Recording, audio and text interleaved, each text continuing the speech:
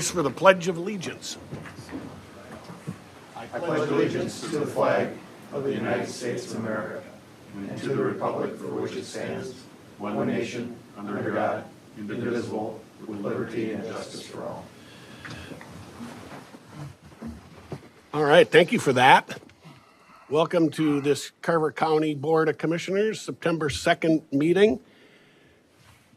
Public comments. Is there anybody in the room in the public on an issue that we're not going to be on the agenda? You can sit or stand. Sure. Do I use this? That podium's better. Oh, okay. And if you just introduce yourself and maybe tell us where you're from. Okay. Good morning, everybody. Thank you for having me here and for the invite by Matthew. I appreciate it. My name is Alicia Grunhagen, and I am here because I'm running for United States Senate. I just wanted to come and listen to what's going on with Carver County and meet you guys and hear about what you're looking for in representation and what you think is really needed, what some of the biggest issues are right now for tax code and other things in Minnesota. So my dad is state, I wonder if this thing can hear me if I back up. My dad is, It'll pick you up. okay, is State Senator Glenn Grunhagen, and he is representing part of Carver County. And so I've been in the background of policymaking for about the last 15 years at the Capitol, and then, as many people will tell you, 16 years before that, while he was on the school board and watching it. So I've always kind of been in the background, but I ran for U.S. Senate last year, and it seemed like there was people that felt they knew who the candidate was. So I kind of took a back step. I didn't run for endorsement. And this year, last year I was at the RNC in Milwaukee when Trump came and spoke to Republicans. And they asked me, they said, next year, would you please just present yourself before the delegates? And so I just recognize that we need voices and we need leadership for our state. And I believe I've been just recently, I was at 33 county fairs. I went across a tour of Minnesota fairs. And as I went to each of the fairs, I was really surprised that, how many people said, I said, are you ready to flip Minnesota red? And I was so surprised how many people said it's far past time. And I know that when we're each in our individual counties and areas, districts and areas, it can seem like it's very discouraging because Minnesota has been Democrat for so long. And the problem with that, of course, is that it doesn't seem like that side of the aisle is as concerned with fiscal issues, and to be honest, not as concerned with what the average voter feels is important in terms of faith and family.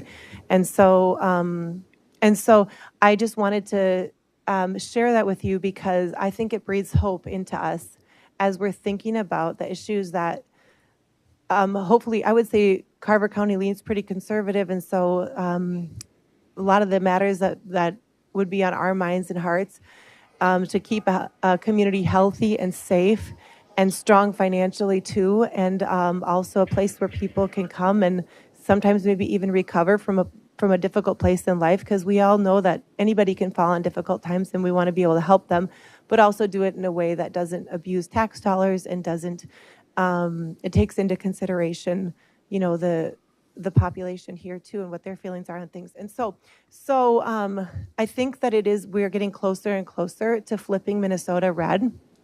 And so I've been just traveling around talking with different counties and really in a way energizing the base. And so if there's anything that you guys would like to share with me today about what some of the key concerns or some of maybe the special difficulties you maybe have noticed or things that have come up based on the people in your district, I would love to hear from them. Otherwise, too, you can contact me and keep in touch. Just on this campaign trail, a lot of it is about listening to people and hearing from people what they feel they need in a voice in Washington. But I believe that it is more than possible to flip Minnesota red in 2026. And of course, that's the shorthand version for saying it is time for more common sense conservative principles to be representing our state. And so you all know, too, we've taken our state from an $18 billion surplus to a $6 billion deficit with walls. And that's more at the state level, but at the same time, raise taxes $10 billion. And we need to return to common sense and restore some order in Minnesota. Minnesota is such an important state across the nation too. And look at how we affected in 2020. Look at how we affected the whole nation with what happened here. And so in order to look at it was such a crisis, and it brought so much division across our land, the whole thing with George Floyd, and then it spread across all of America. And so we've had some wins in recent years. I would say the case with Trooper Londrigan, where we actually got behind our law enforcement in Minnesota, and we turned that case over. We've had some wins since then, and we can continue to show America what it looks like to govern wisely, starting in Minnesota. I really believe that we can, and we have a strong voice here. And so anyway, so I welcome your feedback, and I welcome your thoughts and just your encouragement on what issues you want to hear more about. I think that's probably a good introduction, and I would be happy to come back here at another time too to share more about campaigning across Minnesota. And so does anyone have any other feedback for me right now? During this session, we don't traditionally have a back and forth. Okay. We appreciate your coming down here, and we had a nice chat prior to the meeting, and we have your information, and all the best of luck. Thank you so much. Yes, it's a blessing to be here, so thank you for your time. God bless you guys. Stay dry. Thank you. Okay, thank you. Okay, agenda review and adoption. So we had a little bit of email traffic over the weekend about item 2.8 to remove an item off the consent agenda involving vacant land purchase agreement with the city of Chanhassen. That is no longer needed. So the consent agenda will be as is. Move approval with the adjustment of the proposed amendment Without the proposal. without the, Okay. yes. I would the second. adjustment. Okay, got a motion by Uterman and a second by Lynch to approve the agenda. Any discussion? Hearing none. Roll call. Oh, that's right, roll call.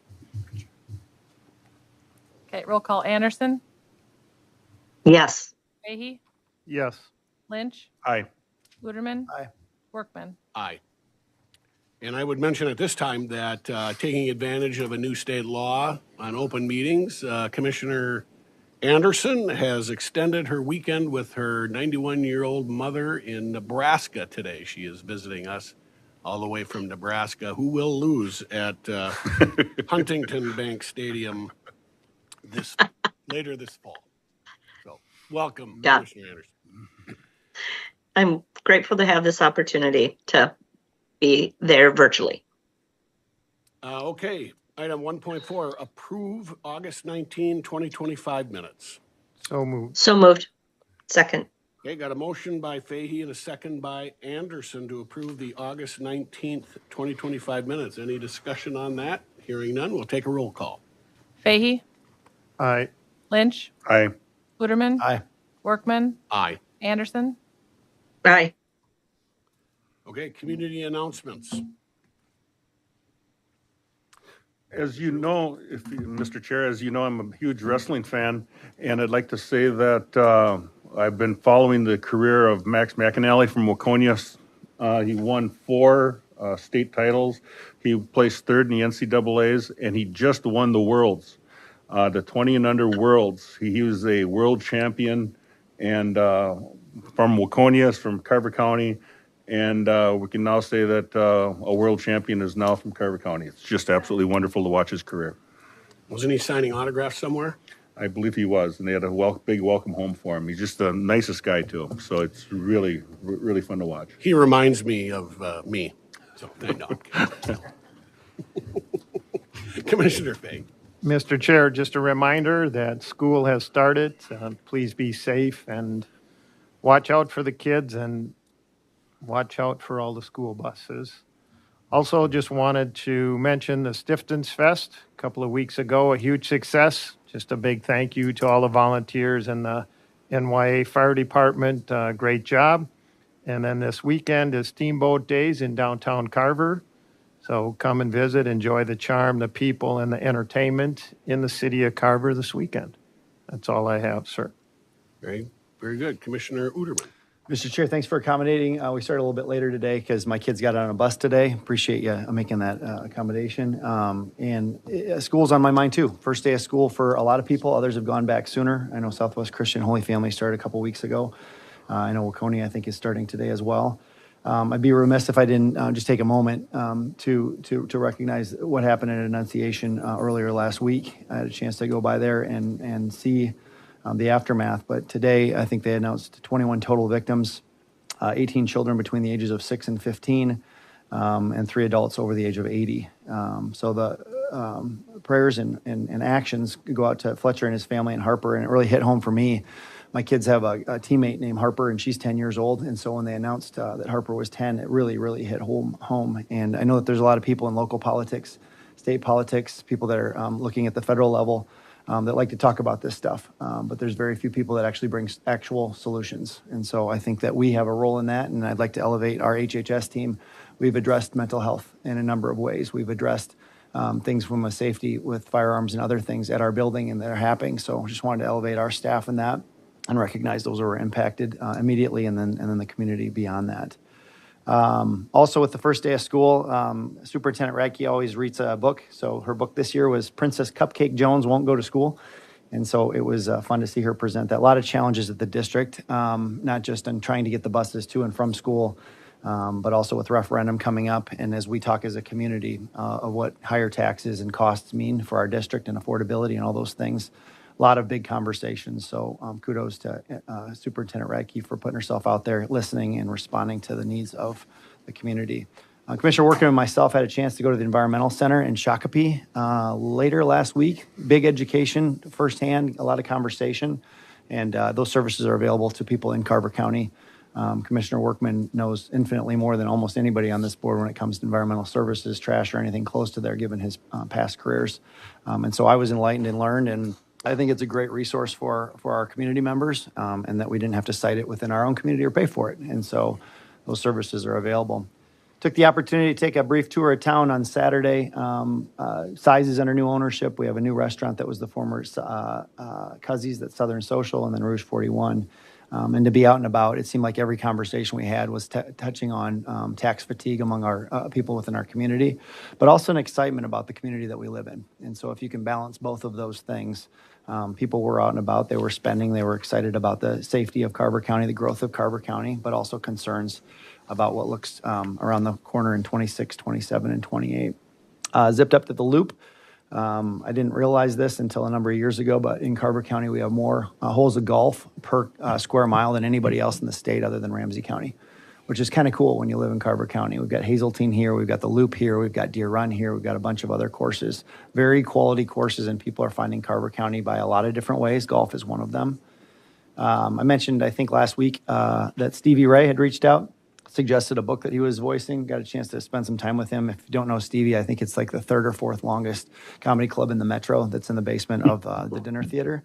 He also does leadership development training, and he shared some insights as to how he navigates that space in his last 30 years of career. And so there might be an opportunity to partner with him in the future. I know a number of board members have had passion about a path to leadership development, talent pipeline in an unorthodox way, and he's been willing to partner in those regards. Couple more things and then I'll be done. Elated to have spent some time with a friend whose kid's going to participate in the Children's Entrepreneurial Market at the Mustard Seed on August 18th. And for those that aren't familiar with this, there's 9 different sites across the metro throughout the fall where children get to pop up a stand-up business, if you will. And so I just asked my 10-year-old, is it something you would be interested in? And the words weren't even out of my mouth until she was starting to think about what she was going to sell. And so my kid will be there. There'll be others in the community too. But man, the talent pipeline starts with kids in these grades, investing their skills and talents. And I hope that her and others will be future entrepreneurs. Everybody's welcome to come 10/18 at the Mustard Seed in Carver County. And then finally, the road construction projects. I don't think anybody can miss those. That's the most robust half decade of road construction projects in our county's history. I think that today it kind of heightens why sometimes we have delays with all the rain that's coming down and the challenges and the complexities. But Pioneer and 11 did open up, It's beautiful. It's wonderful.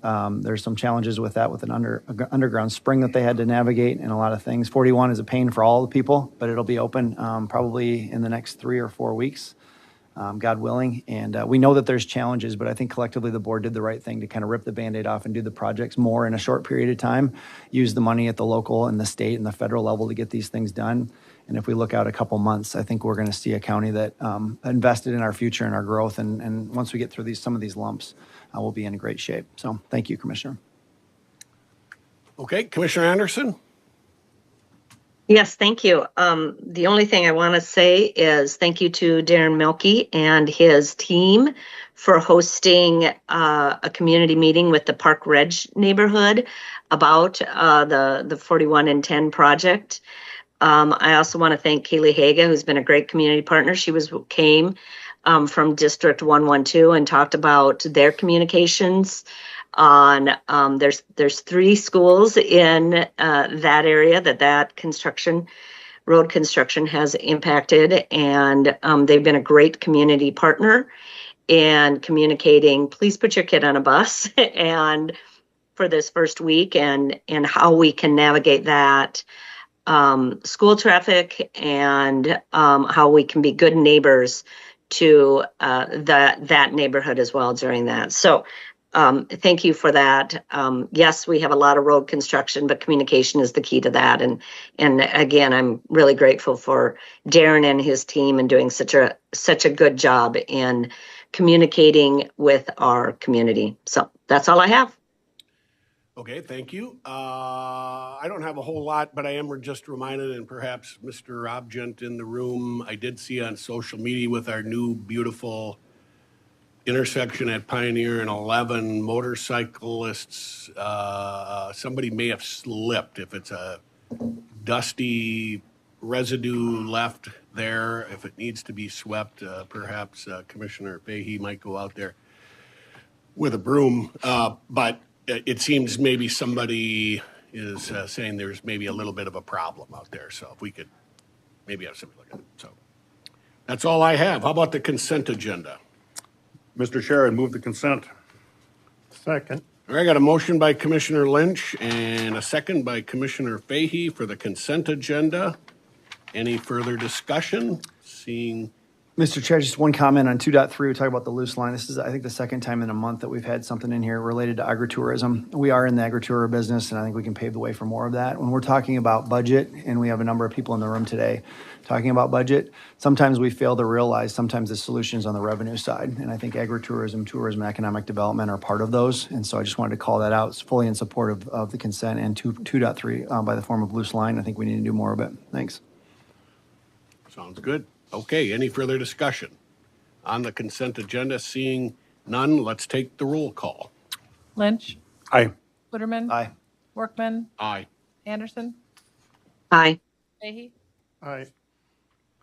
The motion passes. And I might add, we're doing the roll call because Commissioner Anderson is not physically present with us, and so we have to by law do that, if anybody was curious about that. Okay, item 3.1, preliminary Carver County 2026 levy and budget. Yes, good morning, Mr. Chair, board members. Dave Emsey, the County Administrator. A pretty critical step in our 2026 budgetary process. Today, I'm going to ask that you adopt the preliminary levy. And to clarify, we're talking about county taxes, of course, only. The preliminary levy is the ceiling. You can bring that down up to and through December, where we'll ask you to adopt the final. And Dave Frischman, our Finance Director, will be assisting me in the presentation today. I'll give a high-level overview, executive summary, and talk a little bit about our legislative issues and then budget strategies. Dave will get into then the meat of the budget and the long-term financial plan, and then the calendar, and then we'll ask you to adopt the preliminary levy. And by the way, thank you for that back on calendaring, that long process. We started back in the spring doing some strategic planning, talked about the related budget, and worked definitely very closely with staff, division directors, and others. So I'd like to thank them. I mentioned this, you've seen this presentation, of course, just as recently as last week. I mentioned how critical it is to have those staff, division directors and others, because this cycle, I would say, is as challenging as any other.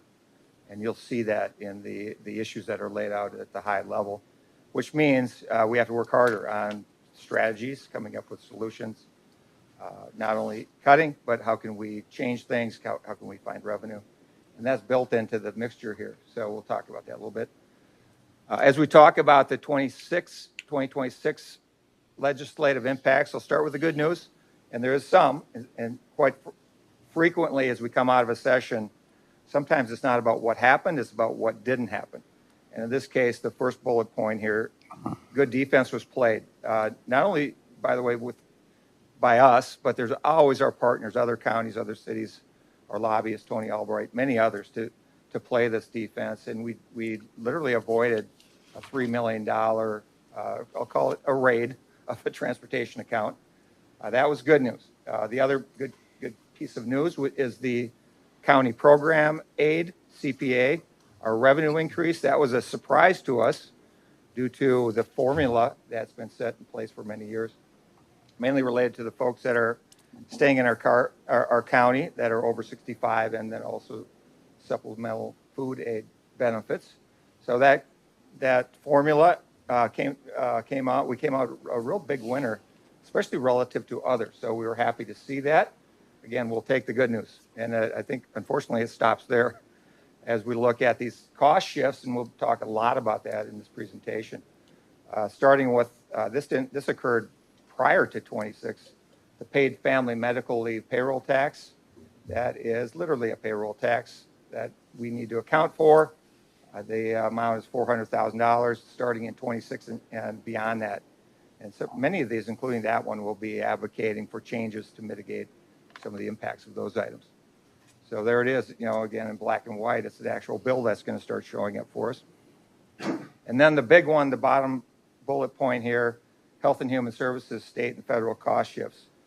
For 2026, that was $1.5 million that we're recommending covering in this budget cycle and beyond through a surcharge, a 2% surcharge, and we'll define that as I move forward. So what about 27 and beyond? The crystal ball is pretty fuzzy as typically is. It's maybe a little, however, clearer when some of these items I just mentioned are in law. So it is clarified, unless that law is changed, what's going to happen in 2027 and beyond. And we'll put some of the charts, spreadsheets on it in front of you, as you've seen before. So that's to some degree helpful. Unfortunately, it is sort of that bad news that needs to be covered in, and unless that law is changed, we're going to have to cover those items. So for 2027 and beyond, if you tally up, I had the 1.5 million, you add another 2026, you're almost at 2 million, right? If you go to 26, 27, 28, the tally we have is 6.6 million overall. So significant or unprecedented cost shifts that occurred these past few sessions. And I mentioned the state budget, but it's also the federal budget with the big, beautiful bill and the impacts of that. Inflation and tariff cost impacts, I would say relatively good news there. Inflation is moderating, being mitigated. There's some good news in the tariffs. It's not as bad as perhaps many thought those tariffs would be. So again, we're always talking relative terms here. Relatively good news, but yet not necessarily decreasing, right? We still need to cover those items. Similar property valuation trends, Dave will go through those in a second. But again, sort of that moderation of some spikes that occurred over the past decade or so. So similar, some of this isn't exactly 100% predictable, but we're seeing similar trends occurring as we look into the future. And then one of the big items, as always, is the continued expenditure pressures. So on wages and benefits, it's always the biggest issue to cover in our budget. And this 2026 and then 27 beyond, there's no change in that, although our contracts only go through 26. So 27 and beyond is yet to be determined, but we're anticipating certainly pressures. We're hoping with the labor market changing that those will be moderated, but that's yet to be determined. And then, as you noted, I'm sure in the budget request package, there are almost 25 unfilled, the terms FTE full-time equivalent requests in 2026, and then beyond that, and we've talked a lot about the Chaska Library and the potential impacts that would have, because the buildings are built by the cities and we cover the staff, the operations side, and of course that takes librarians and others. And we, in this budgetary package, one of the big items that we're proposing is a shift in providing that service, not necessarily cutting back on hours, almost a little ironic, actually adding to the hours through electronic access is one of the more key points of the budgetary recommendation. Facility needs, finally, a significant budget pressure point into 27 and beyond. And of course, we've talked a lot about the need to build the government center project, a proposed $82 million project that is built into the budget. This would be the proposed second year of a 5-year financial plan, each year setting aside $450,000 for the need of a bond, ultimately to cover the building costs. So a lot more to come on all of those issues, Mr. Chair and board members. As we look at, well, okay, those are the pressures, but what are we going to do about it? And what are our strategies? And these aren't brand new. We've talked about these over the past few months. Some of these are strategies we've implemented in the past, and some of them are new. This idea that we would actually identify and set aside, this first bullet point, set aside an actual 2% levy surcharge to cover those long-term federal and state cost shifts. That's a new concept, I would say. I would say it's a clarification of communication, really, is what it comes down to, that we're saying we're going to carve this out, this new identifiable cost shift, and really try and make sure everybody understands the impact, not only the impact of that, but what does it take to cover that then? So that's built into the proposed levy. That 2% would be on top of the 6% recommended levy for a total of 8%. And we'll, again, go through a little bit of the detail on exactly what's identified in that 2%. And then targeted service level caps, reductions. This is one of the most difficult components to the budget, I would say. And I'm sure you recall going through the exercise of what's mandated, what's discretionary, what's in between. And as we do that and unravel things, the vast majority of the things we do are mandated. So we're really focused in on those items that are discretionary or partially discretionary. That makes it even more and more difficult as you boil this down to those particular items, because many of those, of course, are those popular items, politically popular or popular for our residents. So it makes it even more difficult as we're talking about, well, how are we going to look at those services and either come up with a different method of funding them, or come up with maybe a cut, or maybe some new revenue. So it wasn't just one angle on that particular exercise. The third note here under targeted service items, that's a real important one because it is tempting, as Dave will describe. There's roughly $5 million in our year-end savings account, so that's sort of that last discretionary account. It is really tempting to dip into that account and apply that dollar amount to many of these issues. So I always caution that be careful if they're ongoing. I wouldn't recommend that, because ultimately you're going to have to pay for them the following year. So built into the budget recommendations is that thought in mind. And as I've already noted, applying strategies to mitigate the impact. How can we not only just simply cut, but how can we change things? How can we reshape libraries? How can we change our communications staff to make sure they're covering prioritized duties like public works road projects, for example, as compared to other issues? That's all built into the mixture here as we're talking about the recommendations. And then a maintenance of capital financial plans. Again, it's pretty tempting to say, well, let's push the government center down the road a bit here. We can survive another year without that $450,000 that would relieve the levy pressure. Well, unfortunately, the problem isn't going away. So one way or another, we're going to have to come up with a solution for that particular capital problem. And the recommendation is to continue down that path, because it's not only about the government center, it's about the backlog and logjam of the other projects, the behavioral health side of things. For example, our First Street Center, definitely in need of replacement. So continuing to march forward and not delay these items. And that's not only about buildings, it's about road projects and other capital expenditures. And then finally, the last set of strategies I've mentioned this a number of times, but it is so critical, and really this is one of the key areas where division directors have really proved their value as we're looking at the revenue opportunities. For example, if you think about our school-based mental health services that are discretionary, there's roughly $1 million in discretionary funds that have been put aside to address school-based mental health. And boy, talk about something that's on the front page here and so critical, obviously identifiably critical with the recent school shootings. But it's there, it's present. I know it's a priority for the board. So instead of recommending a cut to that discretionary amount, Heather and her team went to work and came up with some additional revenue opportunities to cover around $250,000 of that $1 million. So that's a great success story, I think, for you and others that we can hold up in terms of this budgetary recommendation and say we're not just scaling things back, we're trying to do things differently.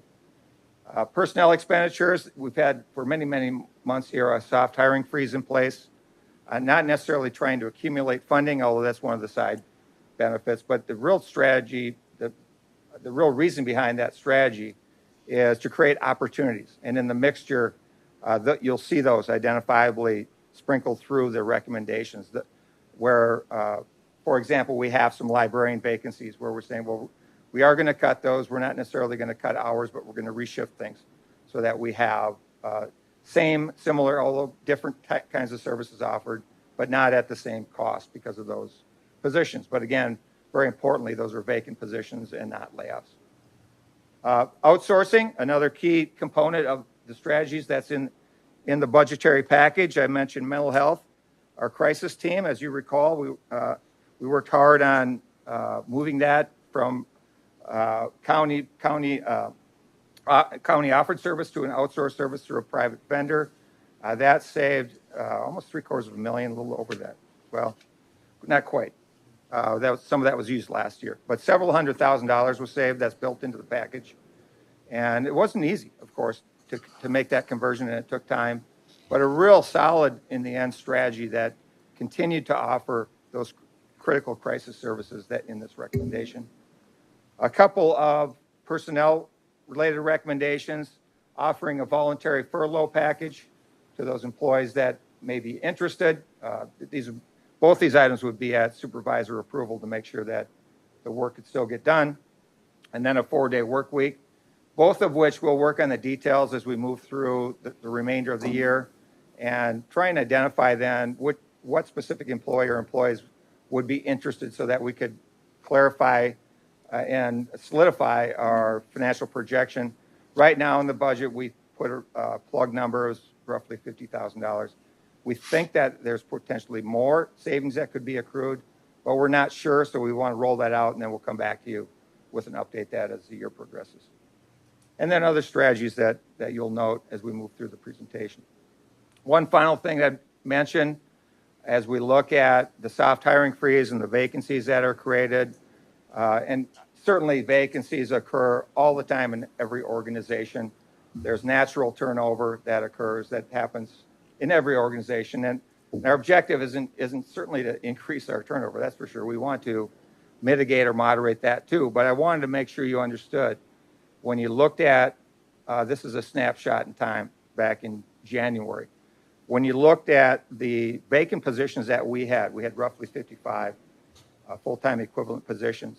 If you added up the wages and benefits related to those positions, it was $6.4 million, which seems like, boy, that would be a great budgetary solution to grab a large portion of those positions and apply that to the budgetary problem until you start looking at the realities of taking out the portion that is non-levy related. So this removes the non-levy funding. For example, policing contracts coming, that'd be city revenue. So that's not general levy, general property tax levy. So that cuts it down significantly down to $2.5 million. And then, of course, prioritization. We should be looking at all these positions and saying, boy, are they board priorities? And to me, it's relatively clear that some of your top priorities, as we've mentioned already, public safety, mental health. If you took those vacant positions out of the mixture, the number gets whittled down further, down to $1.4 million. If you took out other priorities, engineering, infrastructure related positions in our public works area, the number comes down to 1.1. And you also take out the positions that I've already recommended in the budget. It significantly reduces it, obviously, down to around $500,000. Now, of that $500,000, by the way, there are positions that are in the mixture here being, there are job offers being extended. There are positions in the cycle. So really, I've really looked hard at, boy, which ones could we really practically take in the end recommendation, and you'll see that built into the mixture. So, Mr. Chair, board members, that's what I have at a high level. I'll have Dave then walk through the remainder. Feel free to jump in with questions if you have them. Thank you, Dave. Dave Frischman, Property and Finance Director. Good morning, Mr. Chair and board members. Good to be here again. So I'll start real high level with the numbers, overall tax-based trends. You can see up there our overall taxable market value in Carver County is now almost $24 billion. Obviously a big number. It's a 6% increase. That includes both value increases as well as new construction. You can see that was $571 million. And the key number for our budget and levy is the amount that's paid by the levy that could be paid by increasing the levy from new construction without impacting the overall tax base. And that number is $2 million. So we can increase our levy by $2 million. The first $2 million you increase your levy is going to be paid for by new construction. Breaking that down into the average value increases on the different property types. You can see the ag property increased almost 6%, residential 4%, commercial was actually negative. And the key to that is regardless of what the county board does with the levy, regardless of what we do with county spending, there's going to be a tax burden shift from the agriculture to the from commercial to agri and residential because of the value. So behind the scenes, these values change, and then that either increases the tax burden or decreases the tax burden. In terms of the budget summary, I have the two previous years on here, 2025 and 24, along with the 26, which is the administrator's recommended budget. And we do that just to provide some context to see how these numbers compare to previous years. And you can see the top line, Dave mentioned that his recommendation is a 8% increase in levy. That's a 6% increase on the base level, which is comparable to the 6.8% that we had the two previous years, as well as the 2% legislative impacts that Dave mentioned, which is a new surcharge that we're separating out in terms of the levy. In terms of communication, doesn't impact the tax amount that the homeowners are going to pay. It's all going to be on the 8%. We're just trying to split out the impact from the base level increase compared to the legislative impact increase. The second line down, you can see the projected salary and benefits costs. Those numbers are relatively the same from previous years. It is the second year of 2-year contracts with our unions, so a pretty stable number for 2026. And then in red, I highlighted the legislative impacts. That's the 1.5 million, and I have a slide to provide more details for that. But that's the number that Dave was talking about, the impact from those legislative changes on our 2026 budget. And that's already those are in law already. The debt service, the next line, $450,000. As Dave mentioned, it's a second year of a 5-year plan to build up the debt service levy so that we can issue debt for a new government center building without having an increase. We already have that levy set aside, and you can see we didn't do that at all in 2024. The net county-wide levy changes, we just break those out in between things that are across the county. You can see back in 2024, we had 2.3 million. We were able to use that to actually increase the number of FTEs, 800,000. And then there's also the division levy net changes, and I have slides for both those. And then in green, I highlighted that unlike in 2024, where we use additional levy dollars for FTE increases, we're actually saving levy dollars in terms of the net change to the number of FTEs. So just to highlight that, but you can see down at the bottom, we have the preliminary budget is balanced, and it's with sustainable increases to offset sustainable increase in revenue to offset the sustainable cost increases, as Dave mentioned before. I should highlight the asterisks in 25 and 24. We have had legislative impacts in the past. In past years, we just didn't break them out because they weren't as significant as they are in 2026. Right? It's always been going on, but not to the extent that we're seeing in 2026, which is why we're now highlighting them for the board and for the public's improve our communication on what's driving the levy increase for 2026. There's that slide that I talked about in terms of legislative impacts. You can see the first column is 2026, and down at the bottom, the total is 1.5 million, with the big increase in the middle there with the did not meet the qualification. That the DMMC, it's a cost shift from the state. That's over $900,000. That's the one individual that's the cost of this individual. And that used to be paid for by the state. They shifted that to us beginning July 1st of this year. So that's the biggest chunk of the 1.5 million. You can also see that the big beautiful bill has a 260,000 increase in 2026, and then another 291,000 in 2027, and another 450,000 in 2028. And these are in law. These are numbers that we feel very confident being able to predict. And in 2026, there is an increase in FTEs that would be paid for by that 2% legislative surcharge. That's from the additional workload requirements on our HHS staff to make sure the work requirements and the various additional duties that they'll be responsible for.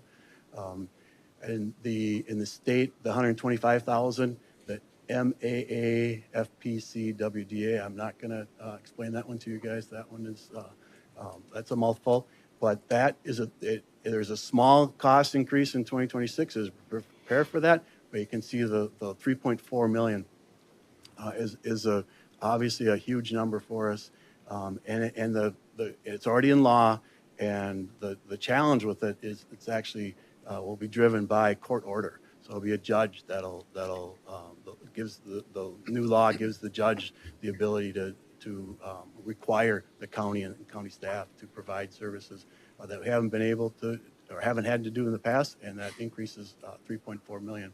So obviously that's a huge impact looking ahead for 2027. Dave, excuse me. if I could, I just want a clarification. We all know this. We've seen it several times. I just want everyone in the audience and people viewing to know this. The 910K, that's for how many people? That's for one person. Thank you for that Cost clarification. one person, daily cost. Like I said, we've started paying that July 1st. We're paying half of that in 2025, and then that's a full year cost for 2026. Thank you, sir. Dave, on that line in 27, to Commissioner Lynch's point, and that line on 28, we don't have anything budgeted. And on the line above it in 28 for state MAAFPCWDA, you know it better than anybody, Heather. That shows zero. Does that mean that there's no increment, or we're budgeting 3.4? That means there's no additional amount. So we'd still have 3.4 in 28. Yeah, you'll still have 3.4. Still have 910 on the DNMC for 27 and 28. Yep. Because I think that this slide probably says what it says, but it's a little You should point misleading. that out, yeah. We'd still have to find 3.4 million in 28, and we'd still have to find at least 910 in 28. Yeah, our intent would be to have sustainable long-term revenues to offset those. So once we have the cost increase, and as long as we don't use one-time costs to cover those, we use sustainable, then we'll be balanced again, and they'll keep growing. So, And then to Commissioner Thank you. Lynch's point, if that went from one individual to a second individual, that doubles, triples, and we have no control over what that number is. So our risk is high. That's correct. Okay, thanks.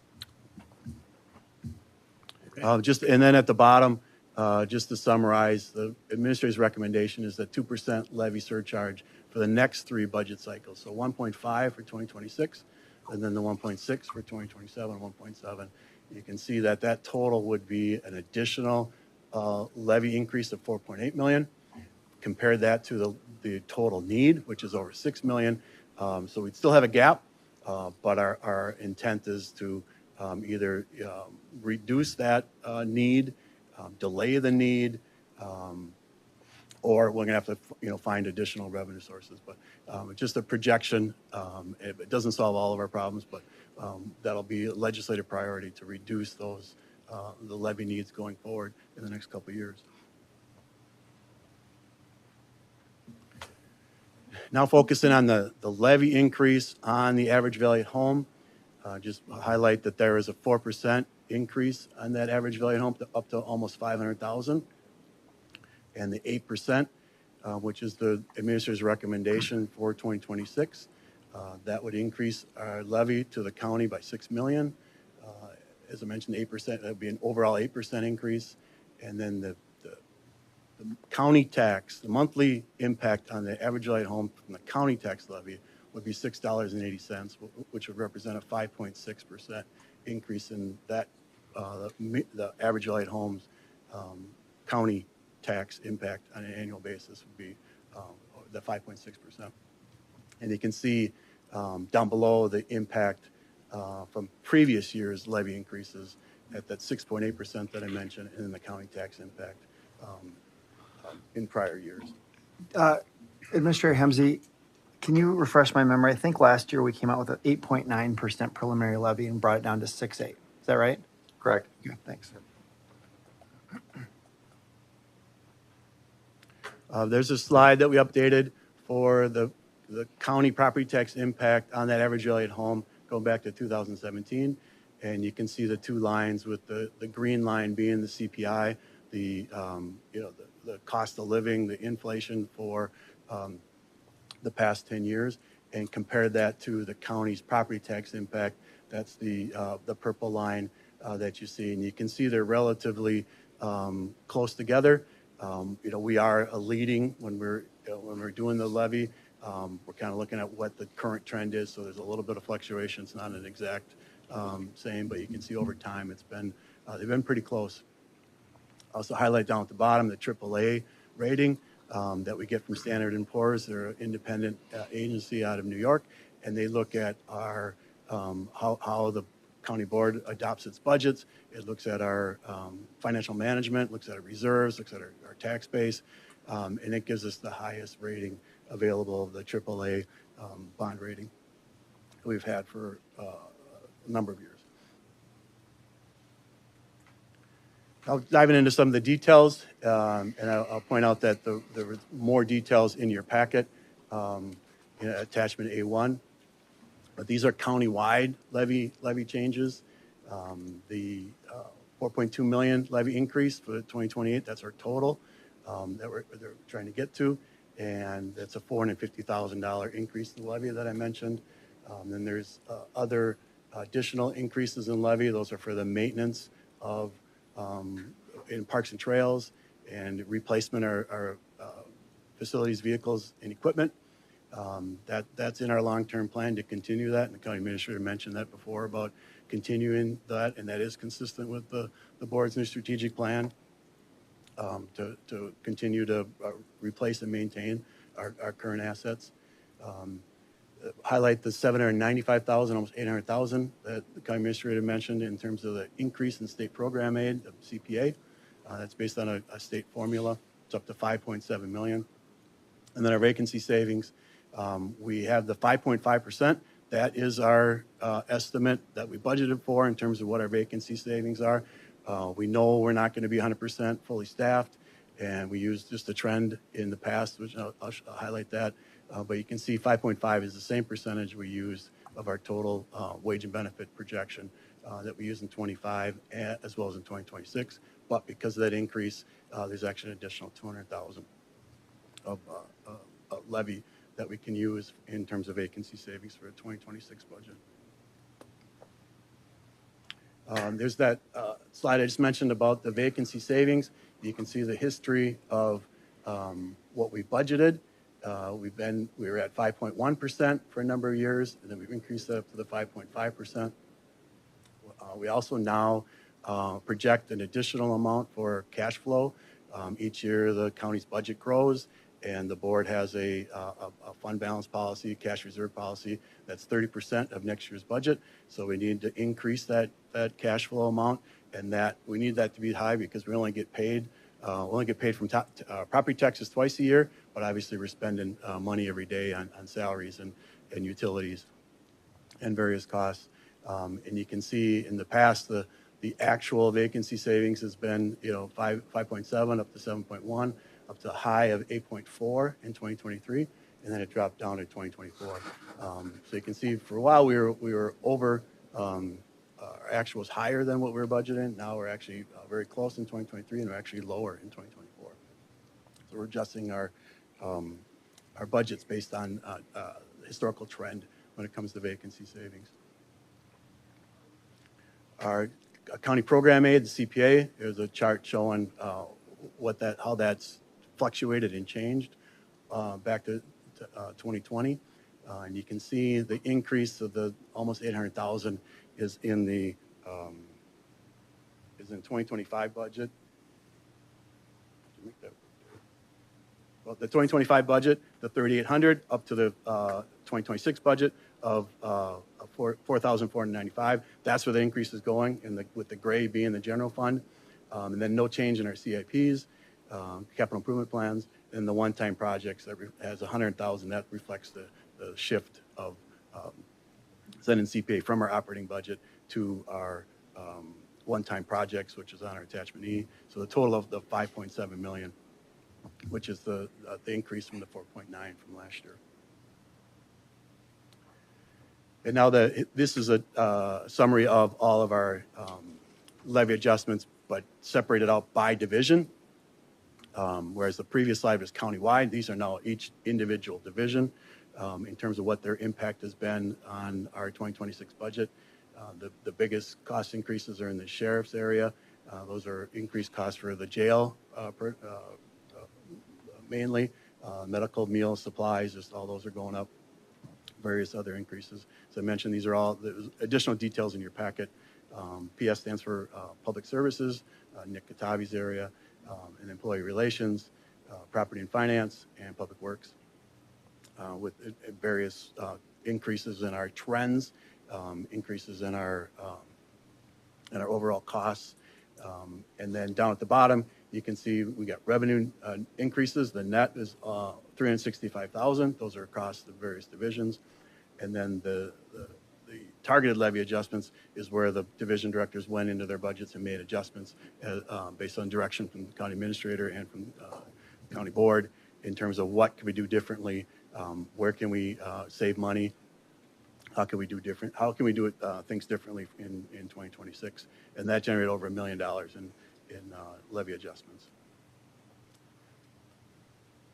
Now moving on to staffing, as County Administrator Hemsey mentioned, this is where the biggest pressure is always on our budget, is increasing demands for staff, and as the county continues to grow, how do we continue to provide the high level of services that county staff have been providing over the years. And you can see this year we actually, the county administrators recommended FTE reduction, a net of 1.55. The highlighted in red, those are all vacant positions. And you can see the total cost on the far right. It's actually going to save levy dollars of just over $300,000 in 2026 compared to 2025. I did mention before about the 2% levy surcharge is actually recommended to fund three FTEs in Health and Human Services. Those are directly related to the Big Beautiful Bill. You can see those two different positions there are highlighted. So there's a $200,000 cost for those three positions. And so the administrator's actual net FTE would be an increase of 1.45.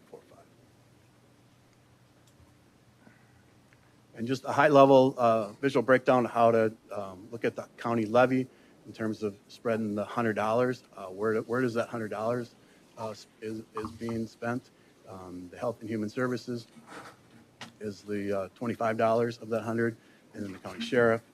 And you can see there are the remaining ones with operations. You can see that's a number of departments there, and then the general government. You can see what those are listed down below. And then looking historically at our county budget going back to 2022, you can see the light blue is the personnel and how that's steadily increased, mainly from wage and benefit increases, health insurance increases. As I mentioned, not a lot of staffing increases over the years. The non-personnel has stayed relatively flat. Debt service is not changed too much. That will, over time, when we issue the debt, that will be a number that will change. And then the capital outlay, the road and bridges, park and trails, various improvements. You can see how that number goes up and down, and mainly driven by or paid for by federal and state funding. I'll shift into our capital improvement plans and our FTE, which is facilities, vehicles, and equipment replacement. On your attachment C, we do highlight $28 million of road and bridge projects for 2026. But the only county tax levy in that $28 million is $2.2 million for road preservation, the seal coating, and to maintain those. And that's the same levy amount as 2025. Parks and trails, just highlight that there's $200,000 in that 678 that's paid for by county tax levy. For repairs and maintenance, that's actually a $100,000 increase from 2025. That's, as I mentioned, in the county's long-term financial plan. And then a couple other CIPs for buildings and regional rail authority. Just to highlight, there's no county tax levy dollars are going into those CIPs. And then I mentioned the facilities, vehicles, and equipment. We have a 5-year replacement schedule. And it's funded by $1.9 million county tax levy. That's another $100,000 increase from 2025. That list identifies everything we can think of that we need to replace in the next 5 years. Across all county divisions, facilities has roofs in there and carpet. There's vehicles, and then IT has a number of equipment. So we got that all scheduled out, and it's funded by the county tax levy. And then our last attachment is our one-time projects, and those are things we're going to do in 2026. And then we use one-time funding for those one-time projects, and we've identified $4.1 million in the one-time funding, and I highlighted where that money's coming from below. And then the county administrator's recommended the following projects, and there's more details in your packet, but 1.6 is coming out of the long-term financial plan. Those are things we've been aware of and planning for. And then there's also division requests for 2026, new requests that have just come up. Baylor Park site improvements is being one of the larger ones, and then a few other things that we now realize we need to replace sooner than we thought. So we're moving those up into 2026. Looking at our capital projects, our financial plan, we're just to highlight to the board about where we're looking at. We're doing that on the operating side with some of the state statutes and federal statutes that are out there, and now looking at our capital side. What's our plan in terms of financial funding those capital projects in the future years? You can see the $2.2 million levy that I mentioned for our road and bridge CIP. We didn't increase that for 2026. We don't plan on increasing that. That was a 10-year plan to increase that by $100,000. It took us 11 years to get there, but we now increased that by that target. So we've completed that. The financial plan for the road and bridge CIP, and now we've moved on to the parks and trails. And as I mentioned, 100,000 was 2025. That was the first year we did that, and now we have an increase of recommended increase of 100,000 for 2026. We haven't determined how many more years we need to do that. That's something we're working with our park staff as well as the Parks Commission, and to determine how many more years we need to do that. When can we level that off? But that's a high priority for us to determine that, and then we'll bring that back to the board as part of our long-term financial plan, and then we'll We'll implement that, everything that's in our long-term financial plan, we plan it out, and then when it gets to the next year, then we roll it into the operating budget as we're doing for 2026. Buildings and miscellaneous CIP, that is money that we set aside for mainly for the one-time projects. You can see that's funded with the county program aid, and we increased that. And then we have the levy that's being redirected from the debt service. That's the amount of money that we're going to put towards that the bond sale in 2020 for a new government center building. And that was supplemented in terms of the 2026 recommendation with just over $1 million in year-end savings, the YES account. And that's an ongoing, we don't have that figured out because that might not ever end. There'll always be more buildings we need to do. So just every year we'll reevaluate that and decide what the county administrator is recommending in terms of what projects we're going to do in that current year. And then our facilities, vehicles and equipment, the 5-year replacement, attachment D, that has $1.8 million of levy dollars. We are recommending the $100,000 increase. And as I mentioned, that's another ongoing one. I did highlight in the yellow there the FTE being facilities, the public services, Nick's, Katavi's area. They do have levy dollars that go to projects every year for the roofs and various mechanical stuff, HVAC, and different things. So that's an ongoing evaluation that they're making of our current facilities, and then they're putting dollars towards that, and they do have that out 5 years with the plan going forward. So, and then I did shift that at the workshop. We talked about deferred maintenance, and that's really this is in the buildings and miscellaneous and the 5-year. That's really the deferred maintenance. That's the ongoing things that we know we need to do that we're aware of. The master space plan is really a separate focus, separate analysis. And as the county administrator mentioned, phase 1 is the $82 million government center building. And that's, we have the $3.5 million set aside. And then, and we're planning on then increase that $450,000, do that 5 years. This will be the second year of that. We'll get to our final goal in 2029. And then we can move on to phase 2, which is the other buildings that are out there with the behavioral health and public works and a few others that have been identified by the architects in terms of what we need to do. And we're working on, focused on phase 1, getting that. And then once that's ready to go, then we'll move on to additional master space plan priorities and needs. Any question on that slide?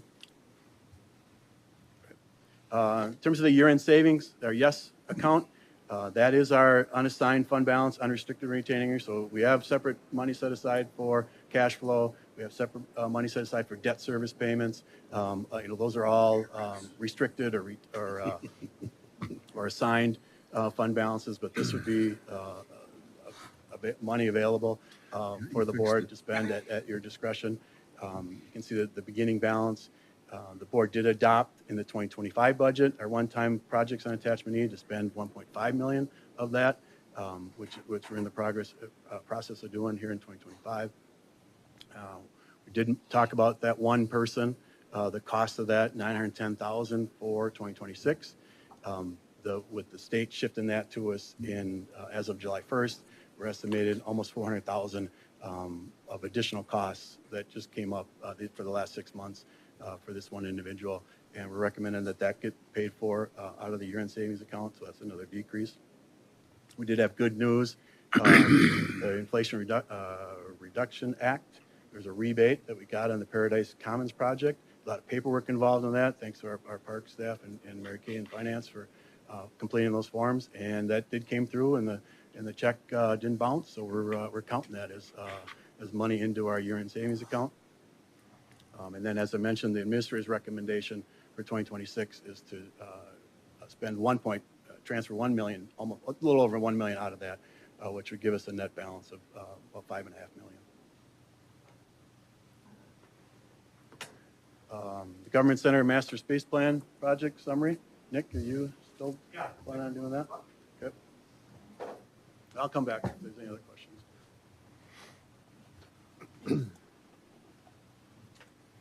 Thank you, Dave, and good morning, Mr. Chair and Commissioners. I want to talk a little bit about the Master Space Plan. really focused in on the finance side of things, not necessarily the design. We'll be back in October to talk about that. So just a quick refresher on the master space plan. This is focused on our county buildings and addressing our current and future needs. So when I say future needs, we're looking at 20 years into the future for those space requirements. And phase one is focusing at the government center here. The scope of the project calls for demolition of our two oldest structures on this campus. So that'd be like where Veteran Service Office is located, the Assessor's Office, those two buildings. And then there we would build a new 3-story facility that would allow for our current needs and looking into our future for our future needs.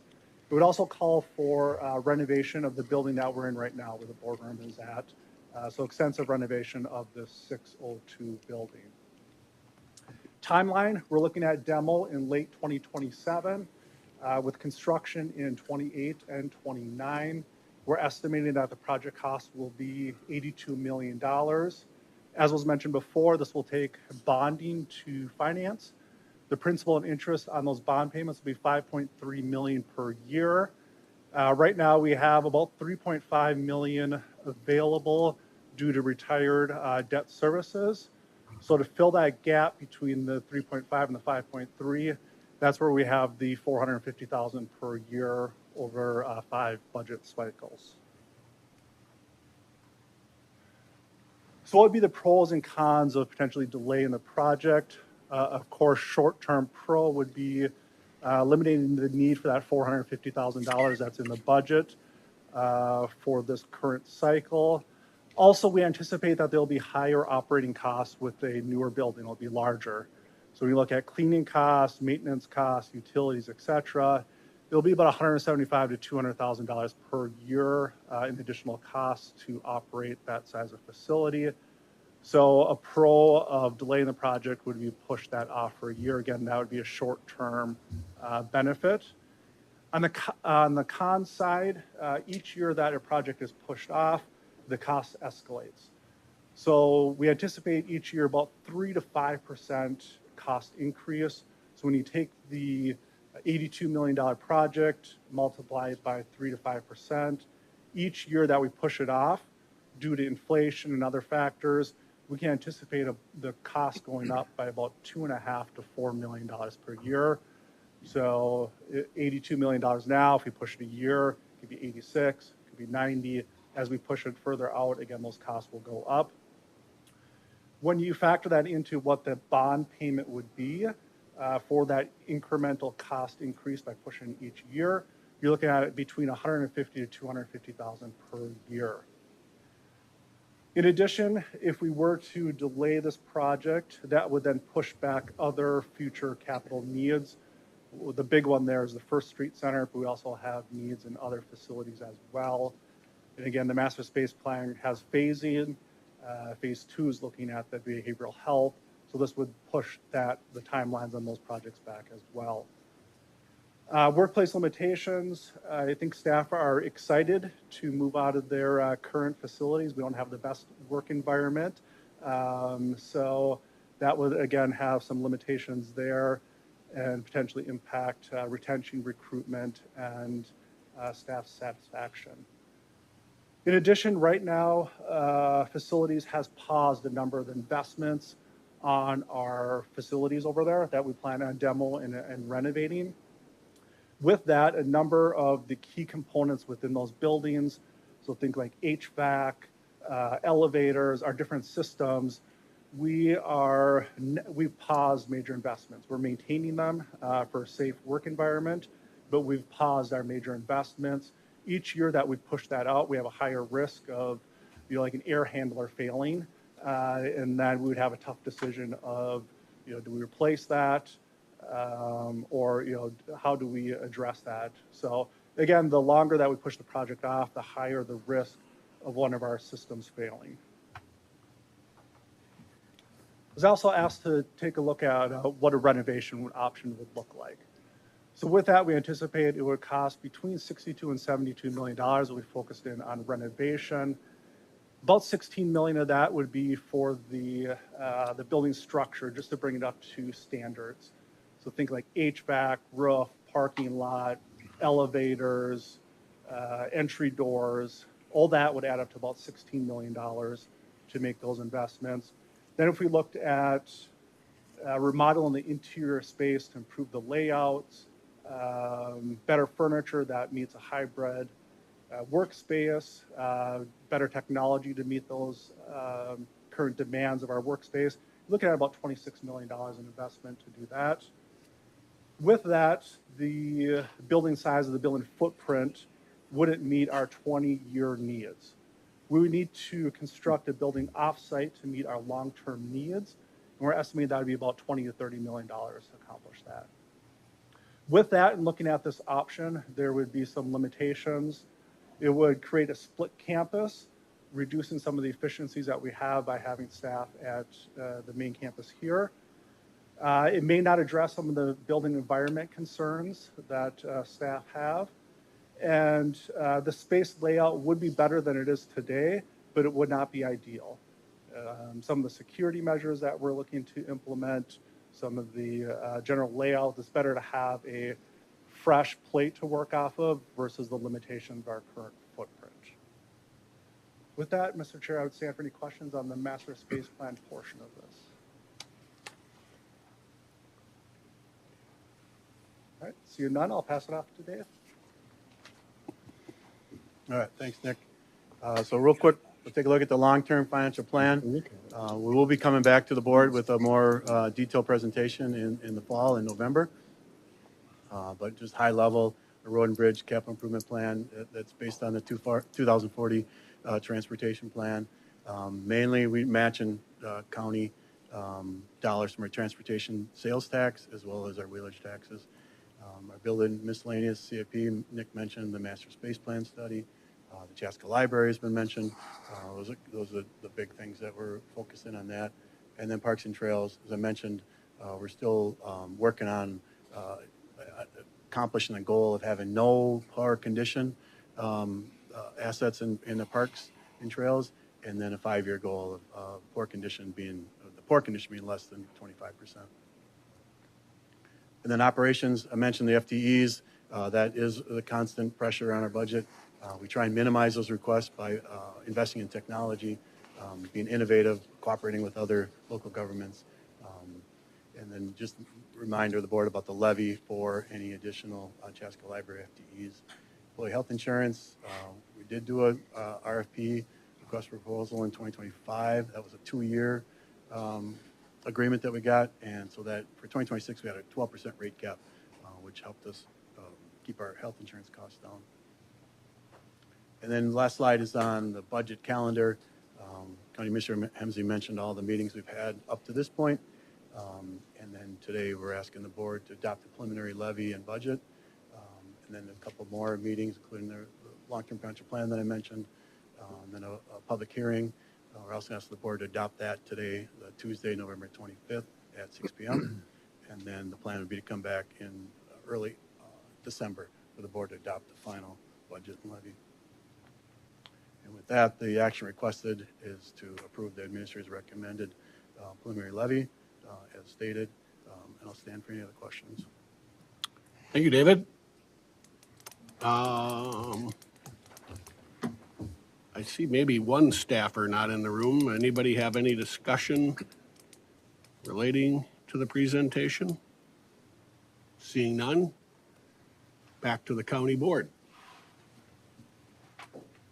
Or a motion. Mr. Chair, if I could, we went through this in the work session last week, and that's also recorded and broadcast so anyone could see it. I'll say what I said then. I don't like the 8.0. I think it's very creative for Administrator Hemsey to give it the 8.0 because of all the state transfers that they've given us and the mandates are kept. I'll applaud him for coming in at 8. And as to your point, this is always his budget before it becomes our budget. And I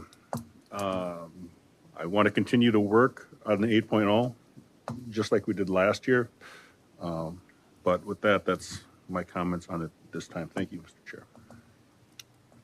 Commissioner Fahey? Thank you, Mr. Chair. When we look at the overall taxable market value continues to go up. That was 6%. The average home values went up 4%. Just very positive, and to see that the 26 levy increase paid for by new construction is about $2 million. There's not too many counties that have that luxury. So as one of the things that was also mentioned, that Carver County has gained the most baby boomers than anywhere else in Minnesota. Those families, the new developments, the amenities, the road systems, the police protection, the quality of life is just drawing those baby boomers here to Carver County. They're extremely well off, and so that's a very encouraging trend. And it was stated earlier in the community announcements that the county, in their past actions, had invested in the future. You know, I think that's a very important statement. As we look ahead, we plan, we invest in the future, our staff and the road projects, et cetera. And then we are growing. And people want to be here, live here, invest here. Excuse me. They want to raise their families here, and they want to be safe. They want the great roads, the great schools, and they want that small town feel. And in that growth mode, the costs are definitely increasing. So to be pro-growth, pro-business, pro-community, driven is guided ultimately by the quality policies that we have, the CIP, the facilities, vehicle equipment replacement schedules, and all the other services, and then you're driven and support that by the quality staff. And with the AAA bond rating, I just go back to the mission statement that we work on. We spent a lot of time on the vision and mission statement this spring, is to meet the service requirements and special needs of our residents in a fiscally responsible and caring way. We will plan the county's growth to preserve its uniqueness and will encourage rural and urban compatibility. We will protect our history while planning for a dynamic future. So we need to continue to invest in our future. And I support the preliminary budget as it was presented, Mr. Chair. All right, thank you. Commissioner Uterman? Well, like Commissioner Lynch and Fahey said, we already did this in a work session last week, so I'll share some of those comments. I think it's creative and clever and smart to separate out what the state shifts to us. I think maybe part of that slide that would be even more important is what percentage of our overall levy dollars go towards unfunded state mandates, because that number keeps going up. And how do you create that transparency with your tax base? I also think the buck stops with us. If we had 3 people that said 3.5% on a levy, we would figure out a way to get to 3.5%. And what we see is slowly on the county level, our tax rate continues to increase. And so if you go back to 23 at 4.9% increase, 24, 6.8, 25 started as a preliminary 8.9, came to 6.8, and this year 8. We can put our hands over our eyes and close our ears, but 27, 28, and 29 will be even more challenging. I don't see a path that we can get below whatever the recommendation or final is this year in future years. And I think that we need to look beyond more than 24 or 12 months, 24, 36, 48. And I think we see some elements of those things. Commissioner Fahey's points are well made. We are a growing county, but what happens when we're not? I see peers around us that are not growing. They don't have the luxury of that. I see estimates that we had at one time that are slower than they were before. I see, even before all the things that were said, that our mission is a great place to live, work, and play for a lifetime with no asterisks. And I talk to people daily in the schools. I talk to single moms and single dads. I talk to people that are working in our schools. I look at law enforcement. They simply can't afford to live here. And if we continue to increase the tax rate, we'll continue to contribute to that. And we'll either have to change our mission, put an asterisk, or not deliver on it. I think leaders have to look beyond a year, not just sit in leadership roles, but truly lead. And I think that there's ways to do that. And I say these things not in a place of blame or point, but I bring solutions to the table too. So I'll share what I've shared before. We can get to a 3.5% levy if we hold our head count at 720 without having to let anybody go. And we can do that until we have 130,000 population. So our ratio of people per 1,000 or people per capita to consistent within the metro. And we can continue to generously support as we have the last 2 years with our union contracts out 3 more years. So we could have 5 consecutive years of sizable increases for our staff. How do we do that? We've had some of those conversations, and I appreciate some of the work that's been done to address that. We've ripped the Band-Aid off and said, instead of talking about it, we're going to look at the 600 building and actually fund it. So kudos to the team for putting a funding plan together. We didn't have that 5 years ago, and we do now. We need to look seriously at our DMVs, and if your staff listening to that, I don't think you go away. I think that the burden on the county goes away. I think we have examples across the state where there's third-party companies that are operating DMVs, and I think we need to seriously look at that. We have one. We have to look no further than Waconia. Why should we subsidize DMVs, our taxpayers, when 50 to 70% of the people that come through our DMVs are not county residents? Why should we subsidize that to the tune of $500,000 a year without capital expense, without looking at growth in new facilities? We could potentially lose, on behalf of our taxpayers, $15 million out of our DMVs in the next 10 years. It's just not prudent. I look at our libraries, and I floated the idea of us having a regional library, so 3 or 4 or 5 people could contribute to a library that could serve our region, versus looking at the traditional model of libraries per city. We will be facing, based on our growth trajectory and projections, Victoria, Carver, and Chaska all needing libraries in the next 20 years. I just don't think it's prudent. I think we should. I think 4 walls are more affordable. 4 walls and one parking lot are more affordable and better for our community than 12 walls and 3 parking lots. And I think we're buying ourselves problems if we just don't talk about those things. I think we should have a 3-year directional budget, and whatever we land on for a preliminary levy, I think we should adopt as a 3-year look. So that staff know what we're looking at, so that our employees know, so that our community knows. And I think, again, we're seeing remnants of a 3-year. I think we need to be prudent on 7 buildings that have roofs that are approaching 20 or more years. And I think we're seeing remnants of that. And I think there's some really good things to be had there. But I just don't think, when I talk to the people that I talk to, and they're not in the boardroom, they lean on us to make these decisions. And so I've heard the thing before where, well, people aren't in the boardroom, they're not upset about it. They'll be upset when they see their tax statements.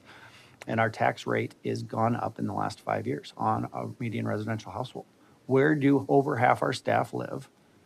Where do they live if they don't have a significant other, or their mom and dad aren't putting money towards it? Where do they live? We're approaching $500,000 of median house value. You can't live here. If you go right along with the sheriff's deputy, which I've done every year since I've been in office, most of our sheriff's deputies, if they're not mid or late career, they simply say they can't afford to live here. We have to address that, right? And so we can justify our way to 8 or 9 or 10% this year or next year or the next year. But if we don't bring that tax rate down, and if we're not, and I'm looking forward to our CDA conversation in a few minutes, if we don't address the things, then we can't truly say it's a great place to live, work, and play for a lifetime unless you put an asterisk next to it. You have to make $150,000 or more household income to live in this county. And I know people have talked about, let's lower our tax rate. I know we've talked about, we're traditionally conservative Carver County. I know we've talked about lowering the tax. I know we've talked about the artificiality of it. But unless we as a board say with our pen when we can in the budget time that we're going to do something about it, then we're no better. So I'm going to support 3.5%. I won't support anything above it. Thank you. Thank you. Commissioner Anderson. Hi, thank you. First of all, I want to thank our administrator and all of our staff for some of the creative solutions. I know we've had a lot of conversation. I've made a lot of requests. Most of those we had good conversations about, so I want to thank you for that. I also want to remind the board and all those that 6% of this budget is honoring our commitment to our employees. So that was set. So the additional 2% is that shift. So I'd like to personally look for ways to reduce that, but it doesn't give us a lot of wiggle room. I also do want to comment that as far as the DMVs, that they provide a critical service to our community. And so my constituents and people I've talked to, leaders in this community, understand why we would even consider eliminating a DMV at this point. They provide critical service to our community and provide documentation people need to live here. I do have real concerns about our capital improvement plan. 89 million without even thinking about what our next step is with First Street Center makes me nervous. So I personally, I will wait for this conversation in October, but I personally need to better understand what our plan is past this building in order to look at all of our capital improvement plans, including First Street Center. I do support this as a preliminary levy. Last year things did come down a bit, and I'm hoping that can happen again. But at this point, I think looking at what other government entities are doing, I think this is a reasonable amount. And remember, this can't go up, but we can always go down after this. So at this point, given what our budget requirements are, and again, the commitment we've made to our employees, I think this is a reasonable amount. And again, thanks everyone for all your work. Thank you very much. I too want to thank our staff, Administrator Hemsey, his division directors, all of our staff. I see this as a beginning. I know we've been kind of at this since May, June.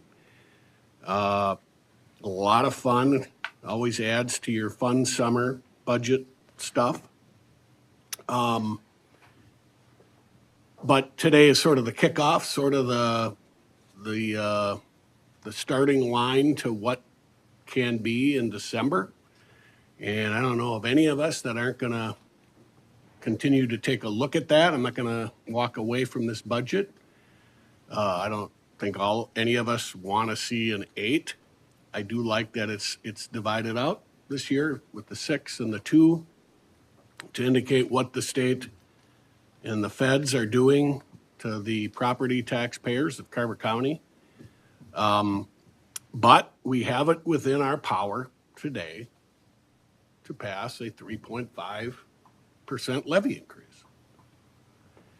So we don't have a motion on the floor yet, but a 3.5% levy increase would mean we'd need to come up with about $3.4 million in additional cuts. So we can say 3.5 today. And then we are going to have a really fun fall. And maybe we are going to close license centers and maybe close libraries. So it's this board's option to hold staff even more. It's not our budget yet, it's staff's budget, to hold them more accountable.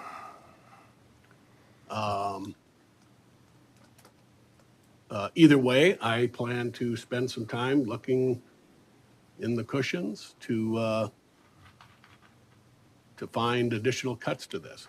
I think Commissioner Anderson said it well. We made a pretty big commitment 9 months ago with pay raises, et cetera, to keep our good employees. And so here we are, among other things, and all the minutia of this budget. And so the 8.0 here on preliminary levy day is staff's recommendation. So again, I think this is the starting point. And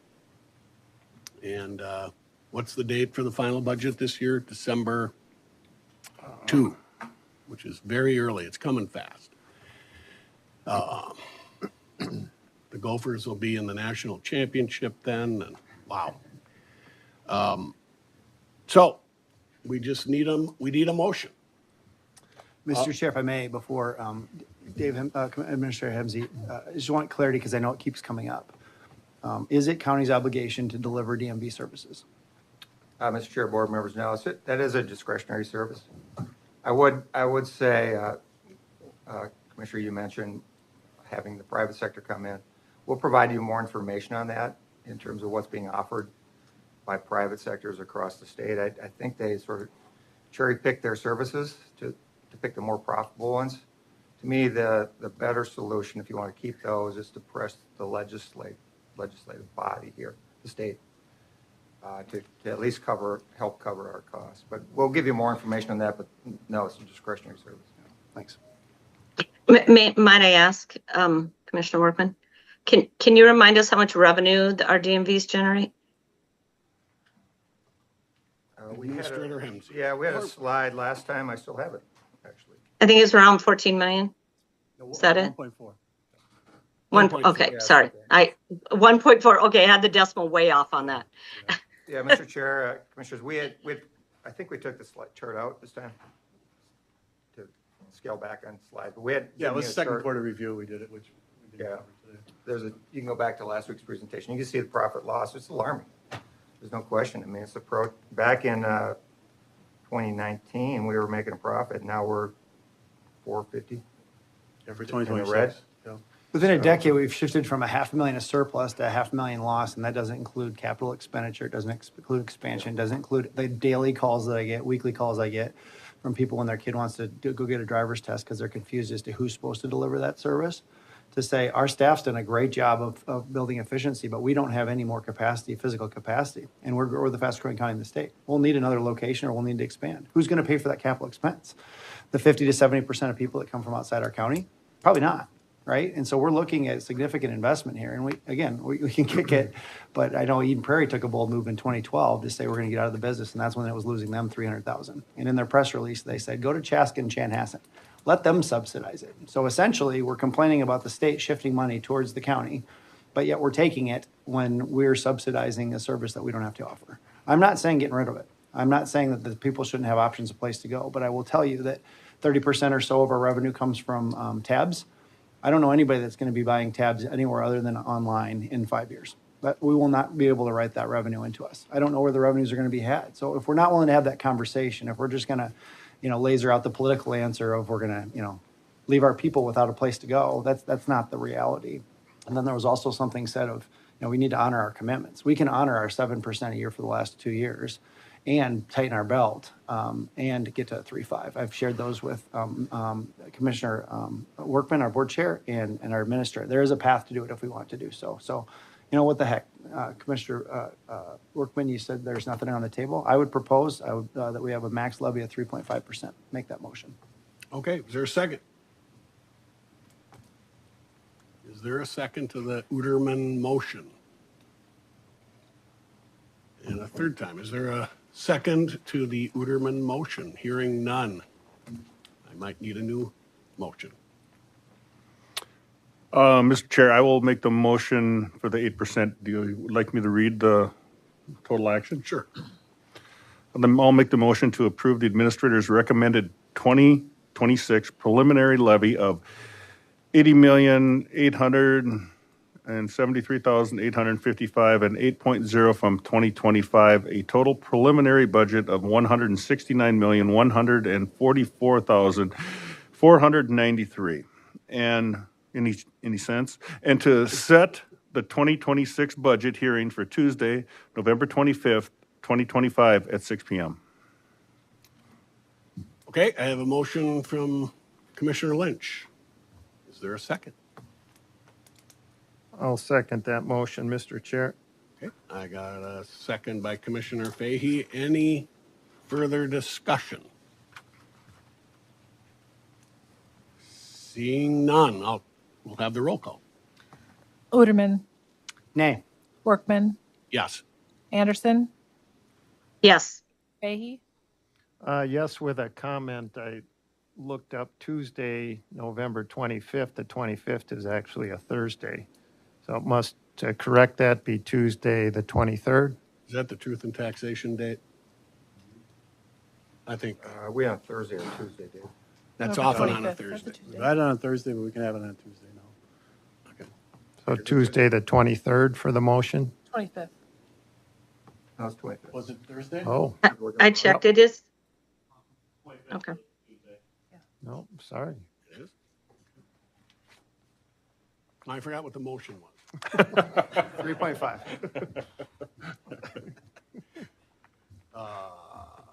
We weren't done with the roll call. No, Fahey, Aye. Lynch. Aye. Okay, now we're done. Okay, motion passes 4-1. Thank you very much, and let's get a cracking. We are going to take a 3-minute recess right now.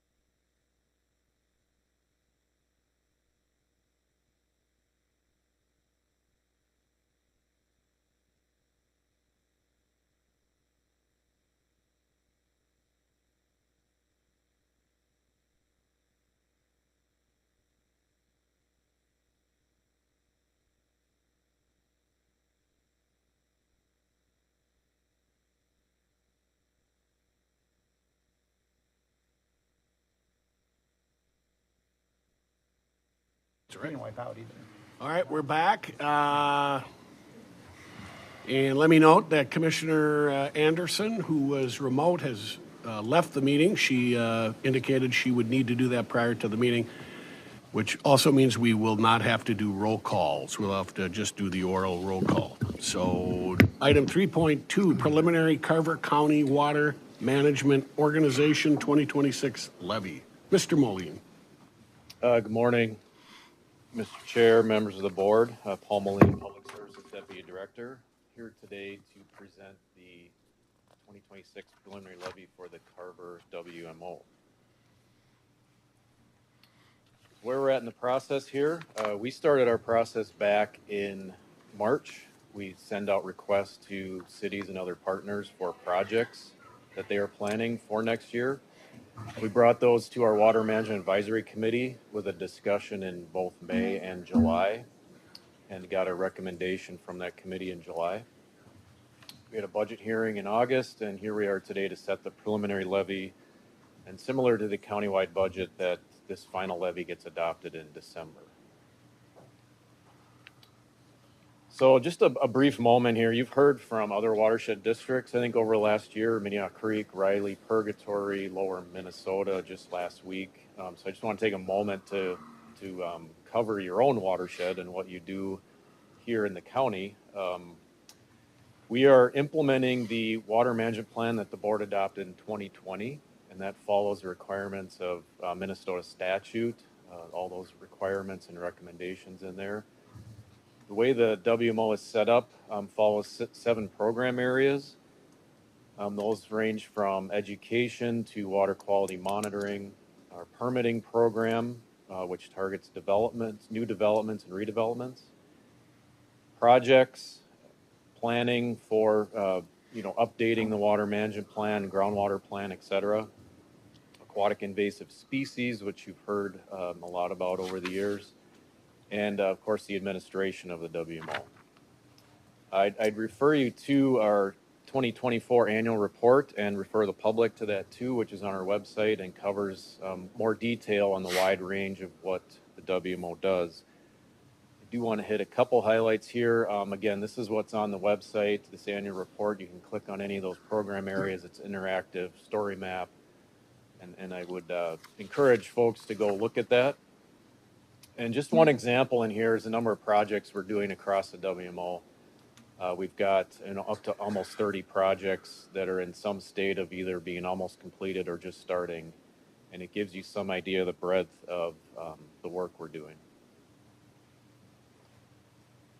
Just to remind the board and the public, the CCWMO is about 320 square miles covering the county. It does cover most of Carver County, with the exception of the watershed district boards and entities that are out there. And again, those include Minnehaha Creek, Riley, Purgatory, Lower Minnesota, and Buffalo Creek watershed districts. The WMO covers the rest of the area, and the levy you're considering today is impacting just that WMO area. Those other districts, their boards set their own levies. With that, kind of a comparison of what those levies look like in 2025. And I put this slide up to do a kind of comparison where the WMO fits in terms of our tax rate and both that and the amounts. So you can see a rate here of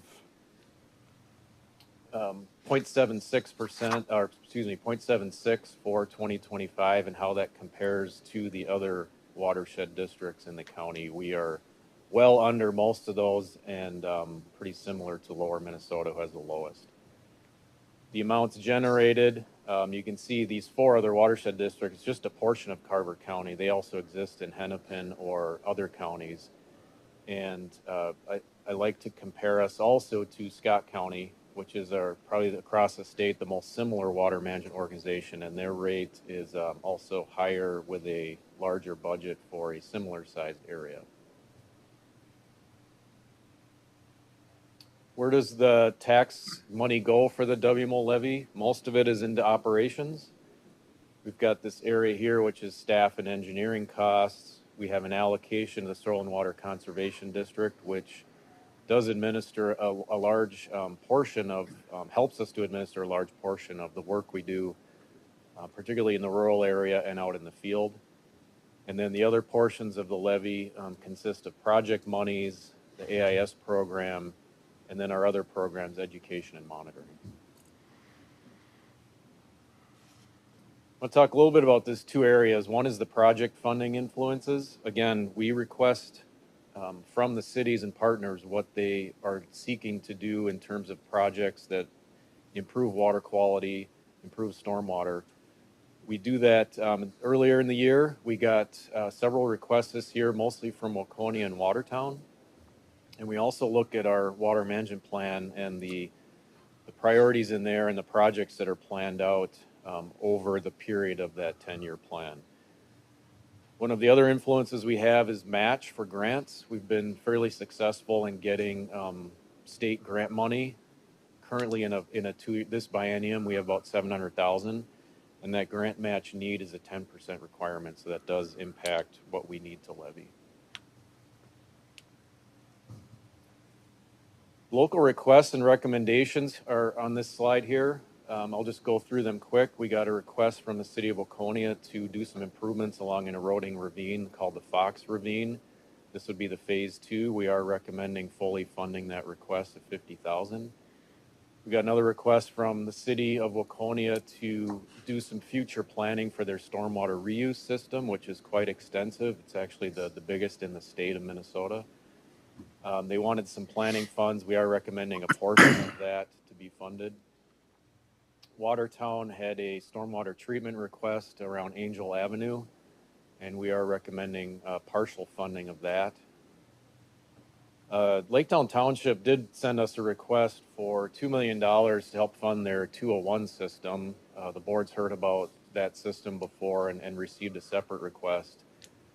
We are not recommending any funding for that. The reason being is it really doesn't fit and qualify under our county water management plan, and the WMO does not have capacity to fund something like that, so we are not recommending any of that funding. Lastly, the city of Waconia also asked for $10,000 to replace several of their stormwater reuse meters, which is part of their big reuse system.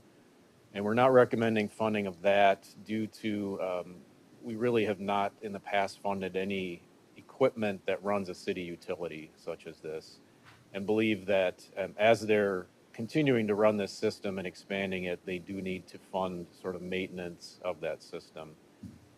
And so we're not recommending, our committee did not recommend funding those meters. So project recommendations, city and partner requests, WMO projects, those are ones that come out of our water management plan for 2026. Those include a treatment of Eagle Lake, the curly leaf pondweed that is invasive in that lake, spending some money towards that. Partnering with the city of Chaska to look at a feasibility study on some ravines that run into McKnight Lake. And lastly, increasing the fund for our direct discharge program for septic systems. That's what makes up that $69,000. Clean water grant match, I mentioned that. That's a required match for the state, $35,000. And then project maintenance. So this would be for projects that we've already installed that do need occasional maintenance. We try and get a fund built up for when we need some repair of those projects. Total of $203,321. That's an increase of a little over $28,000 from 2025.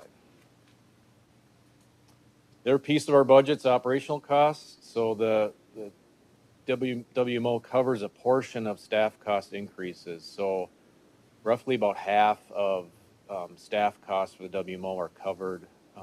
The work of the WMO are covered by the WMO levy. The other half is a general levy.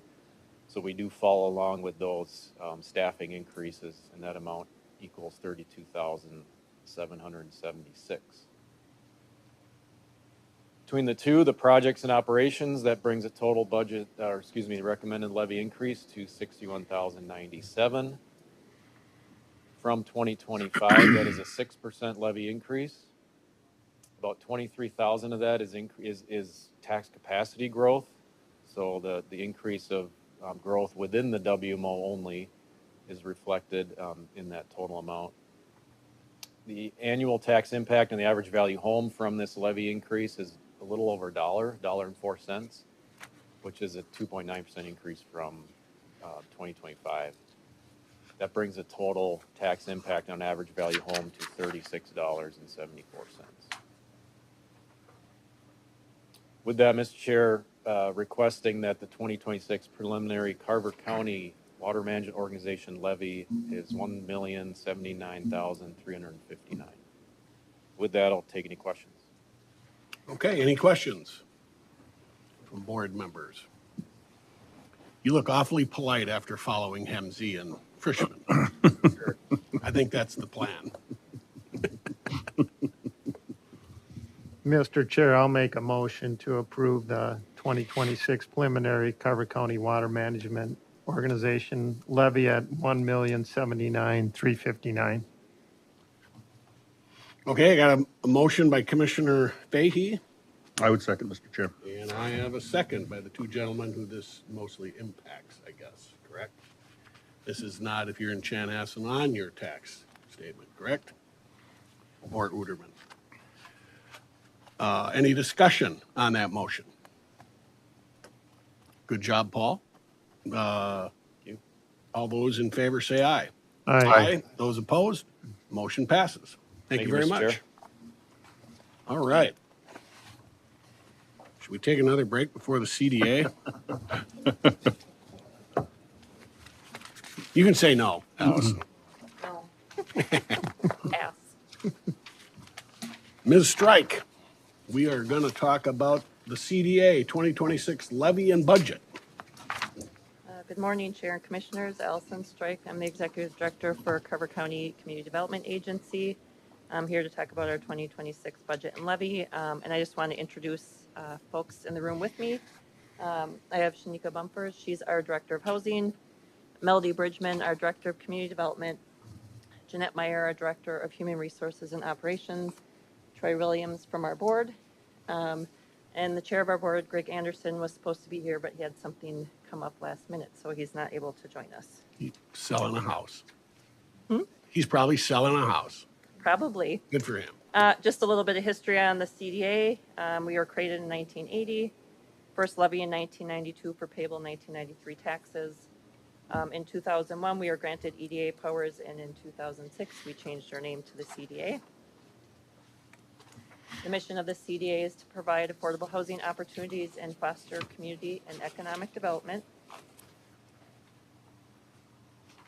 The CDA adopted our 2024 to 2027 strategic plan at the end of 2024. These are our four main objectives, and we provided an update to our board on our goals and initiatives at our May 2025 board meeting. Some of the programming we offer, the Community Growth Partnership Initiative that was created and funded by the CDA starting in 2016. The goals are to increase tax base and improve the quality of life in Carver County through three specific strategies: affordable housing development, job creation, and redevelopment or community development. And that is through direct grants to the cities in Carver County. And to date, we have awarded 32 pre-development grants totaling $236,680 and $2,172,549 in community development grants to cities and townships in the county. And these funds have leveraged over $200 million. Next Stage, so we continue to support Next Stage in providing businesses with no cost business consultation. Next Stage has planning resources, which include writing a business plan, refining concepts, testing concept feasibility, and compiling financial projections. Starting business resources include helping select an appropriate business entity, licensing, compliance, accounting system support, and also Next Stage is able to provide direct financing. Once a business is up and running, support includes building revenue, managing costs, securing capital, and providing access to state and local financing. So the last 4 quarters, which ends with Q1, through Q1 of 2025, Next Stage has assisted 69 clients and invested $2,491,400 in financing. And Next Stage is working on launching CEO 1.5 to help existing businesses with continued focused growth. And this pilot program will be a small group intended to empower established small business owners to identify growth and management opportunities to boost their profitability. And then our local housing trust fund, this was established at the end of 2024. Currently, we have $132,500 in there with our levy money from 2024 and 2025. Local housing trust funds are used to expand affordable housing options. And we are working with Beyond New Beginnings on an expansion to that project with the funding we currently have in our local housing trust fund. The Carver County subsurface treatment system. So we partner with Carver County Environmental Services to provide residents with low interest loans for improvements to failing septic systems or wells. So we verify applicants' income and help assess property taxes for the loan or grant amounts. And then our land trust program. So we administer the land trust, which provides access to affordable home ownership, targeting households at or below 80% of area median income. It ensures permanent affordability by retaining ownership of the land and removing it from the real estate purchase.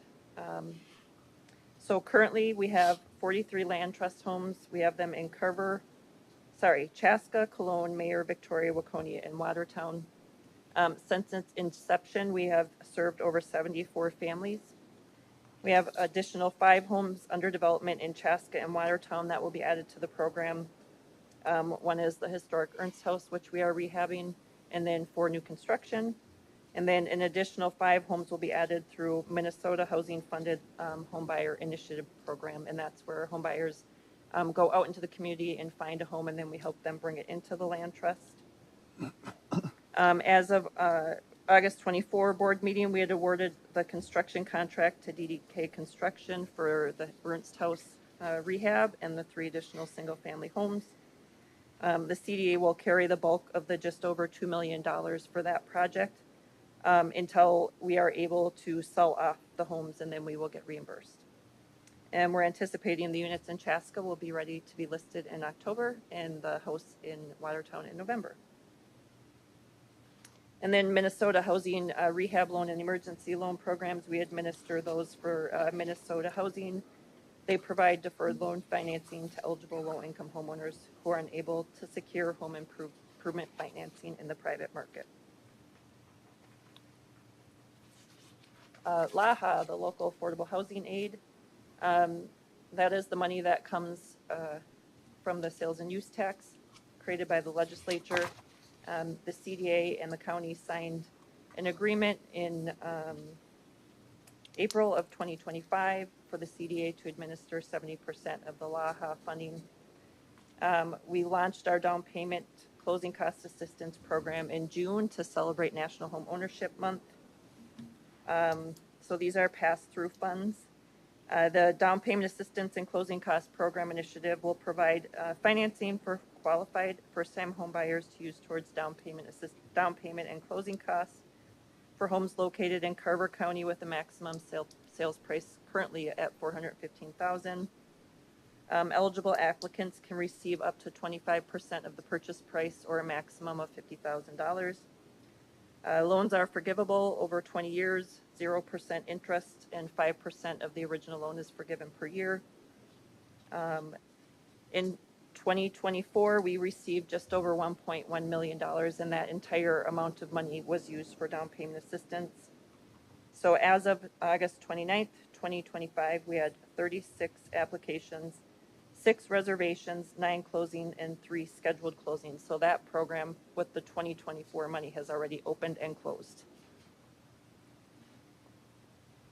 This just shows all of the CDA properties. So we currently own and manage 793 rental units scattered throughout the county. And the addition of Carver Oaks will bring that total to 836. This is just a map showing where all of our properties are located. An update on the Carver County CDA project funds. So Humanity Alliance in Bluff Creek, Rural Development in West Creek, those have all been completed and fully paid, as well as Carver Place, which officially opened today. Carver Oaks will be opening on March 1st, and the $1 million for Trails Edge Senior, we submitted an application in July to Minnesota Housing, and we will find out in December if that project got funded.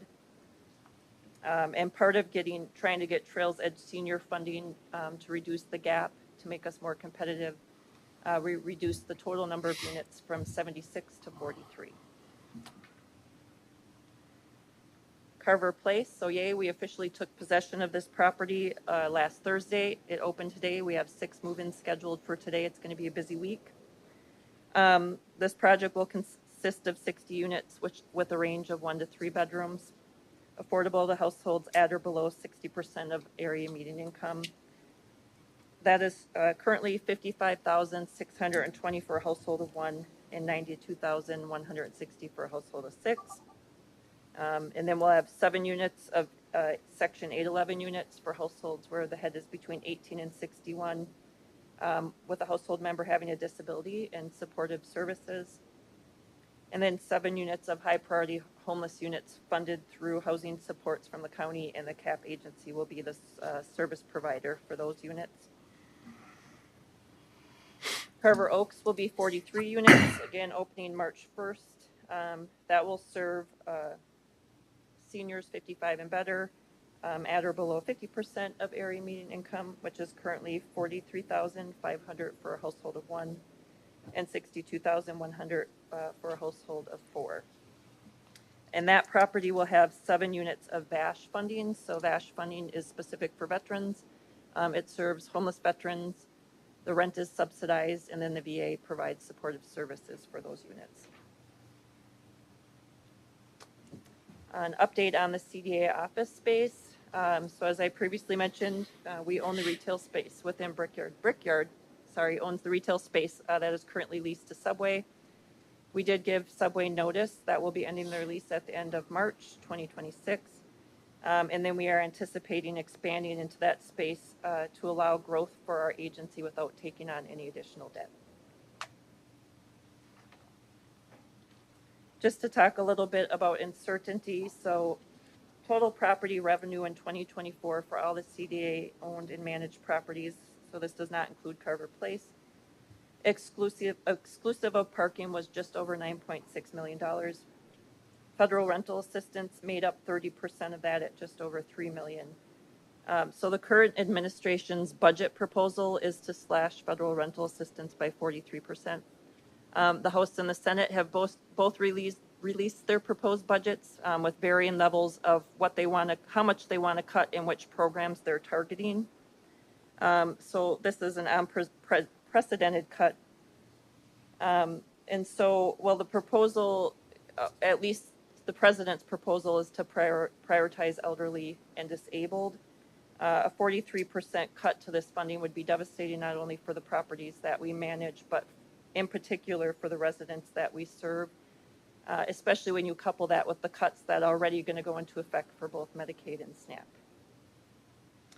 So some of the things we've been doing to mitigate that and prepare, we've been having discussions with our board on contingency planning for months.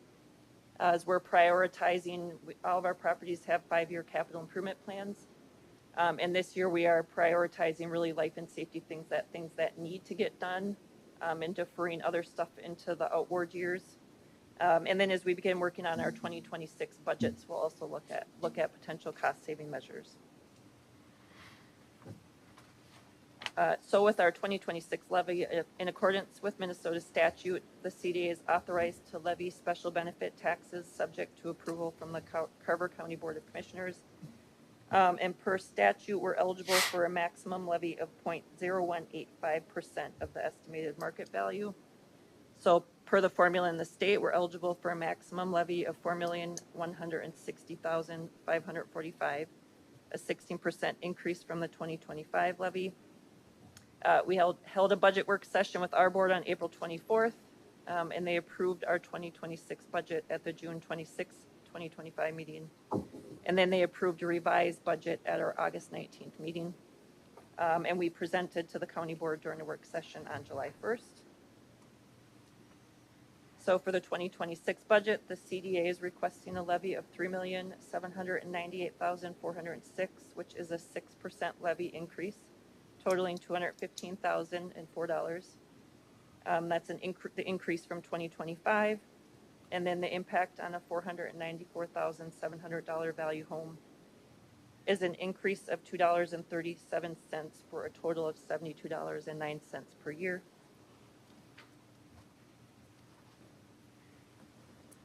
The total 2026 budget for the CD is $19,549,734, of which the levy funds represent 20%. And funds from this levy increase would be utilized to offset increased payroll and benefit costs. So this is just a slide comparing 2025 to 2026. So the 2025 approved levy, that entire amount was also used for administration, which is what we're requesting this year. And this slide doesn't have anything to do with the levy. This is just some budget use. So we're going to be proposing to increase the community growth partnership and the local housing trust fund. Both of those were cut in the 2025 levy and budget. So increasing the community growth partnership back up to $415,000, which is $67,500.